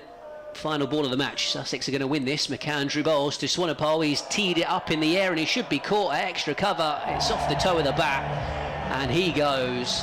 And a wicket for McAndrew. And a deserved reward for him for his efforts tonight. He's bowled absolutely superbly well for Sussex, and he starts the final over with a wicket. And the Sussex fans who have made the effort to turn up tonight to Hove, of course, this match started not long after the football at the Euros, but those fans, particularly the home ones who've turned up tonight, have been treated to another very strong showing from their side, who, as we've been mentioning, Adrian Harms, have put themselves in a fantastic position the way they've started this competition to qualify for the knockout phase. Well, they have 5 out of 7, and you think that 8 gets you pretty not nailed on a quarter-final. It's 3 more wins, and Sussex go to Hampshire tomorrow. Actually, talking about the football, quickly looking at the reports, I don't think we missed much, fellas. Anyway, no, I don't think we did. Sounded pretty drab stuff. So I think we were best off watching the cricket. Here comes McAndrew. It's Bartlett who's the new batter for Kent. He's been elevated up the order instead of Grant Stewart. Interestingly, he actually slips as they think about running a second as he gets to the far end. Of course, I mentioned earlier on that this is Xavier Bartlett's penultimate game in a Spitfire shirt. He did his bit with the ball earlier on, taking 2 for 27. Matt Parkinson 3 for 31. Unfortunately, other bowlers were expensive, and then with the bat, only Billings and Bell Drummond, plus Joey Everson, who's played a good hand here, getting going. Everson slams this down the ground up towards long on. They will just only be able to run 1 here. I fielded. It's good work in the deep. I think it's Hudson Prentice again. Yeah. I think the Sussex out cricket has been very good. It's one of those, isn't it? The way the competition works now, we get a couple of weeks off for county championship cricket. Sussex will probably dearly love just to keep going now. Yeah, you're on a roll, and perhaps Kent will welcome the break and a chance to recharge and rethink. Have a bit of a reset with their plans. They're going to have to adjust as Bartlett's shot slammed back at McAndrew as well, fielded. Yeah, because they're not going to have Bartlett for the second part of this competition. You would hope that maybe in a couple of weeks Leaning might be available. Denley's knee possibly. Wonder if they will be able to bring in another overseas player possibly. And they're big misses. You take out Denley and Leaning, they're big misses for Kent. Yeah, this first match tonight that they've been missing them both. Leaning's missed the whole competition so far. Bartlett on strike, flays this away into the leg side and should get 4 for this. Nicely played by Xavier Bartlett out towards deep mid wicket. He finds the rope and Kent move to 170 for 7, but we are on the verge of a Sussex victory with the final ball of the match to come, and they're going to win it by about 30 runs or so. 32 required for Kent to win off the final ball, which we all know doesn't happen. 32 off the final over would have been quite something. So here we go, McAndrew to bowl the final ball. Keeps it in the park, and in fact he bowls a good wide Yorker as well, which Bartlett can't lay bat on, and it's a convincing victory here for the Sussex Sharks against Kent. They defend 201, Kent 170 for 7 in reply, and it is yet another victory for the Sharks, and they've started off this T20 Blast South group in fine fettle, and it's 4 defeats on the spin for the Kent Spitfires. Yeah, the players all shaking hands. I think that's a very good performance from Sussex tonight. They'd have felt with the power play the way that it went, that they should have got to 200. They did in the end. Good knock from Danny Lamb in the middle. So yeah, good effort by Sussex tonight. I'm just going to hand over the microphone to Johnny Kent. We'll have a chat to you, Ben, about Kent, and then perhaps we'll have a Sussex chat as well. Thank you very much, Adrian. Yeah, just to run through the bowling figures then. Ollie Robinson is 3 overs, 1 maiden, 1 for 12. Nathan McAndrew, 4 overs, 2 wickets for his 24 runs conceded. Tamal Mills, in the end, a little bit of gloss off his figures with the 10 that Finch managed to hit off the final couple of balls of his spell. 4 overs, 1 for 35. Danny Lamb, 4 overs, 3 for 37. Archie Lenham, 3 overs, none for 26. And James Coles, 2 overs, none for 29 from the Kent side of things. Sam Billings top scoring with 51, but only other contributions coming from Daniel Bell Drummond, who made a quite slow 37, 34 from Joey Everson and 18 from Harry Finch. So ending well short of their target in the end, and a victory for Sussex by 31 runs. Yeah, they felt they were still in the game at various different points, especially with misfields from Robinson, from Coles, the drop catch from Coles. Mills had the catch as well. Actually, Robinson dropped a catch as well. I thought they were a little bit sloppy in the field actually today, Sussex, but they probably just had enough in the bank with that 201 for 7. Really leaves Kent up against the 8 ball now, doesn't it, Ben? Yeah, it absolutely does. And to be honest. I was thinking already with the form that they've been over the last couple of games, it was going to be a tough ask to really kind of turn that round and find some rhythm this week. And that was even before we realised that Leaning wasn't going to be back, and Joe Denley was also going to be unavailable. And yeah, I mean, they had obviously won the toss and gave themselves the I was a little bit start they surprised by that, wanted. because funnily enough, Tamar Mills said that he would have batted. A little bit surprised, but then you never know, do you? Yeah, I think Sussex have obviously, as we've just seen there, got the bowlers to defend a score. I would question whether Kent are necessarily set up to defend a score, like we saw with Swanepoel and Yeah, that's Stewart true. being quite so expensive. Only Bartlett bowling his 4 overs 2 for 27, and then Matt Parkinson in the middle 4 overs 3 for 31. Other guys were too expensive for Kent, and then it felt like after Crawley went early that a lot was on Billings and Bell Drummond with this very young middle order, the likes of O'Riordan, Everson, Mayeye, Finch, inexperienced in T20 cricket in the majority. So yeah, it felt like a lot was on Bell Drummond and Billings there, and they stuck together for a while, but in the end both went in quick succession, and then that point onwards it was Sussex game. Just finally, Ben, before I let you go, and you've got to head off, I know. We talked about it before. They are just so reliant on the likes of Billings, aren't they? And those injuries is really costing them. It's just hard work for them. It's unfortunate, because it was a lovely innings by Billings, good backup by Bell Drummond. Maybe they could maybe have toned it down to then try and push again towards the end. But just looking 15 off the 16th over,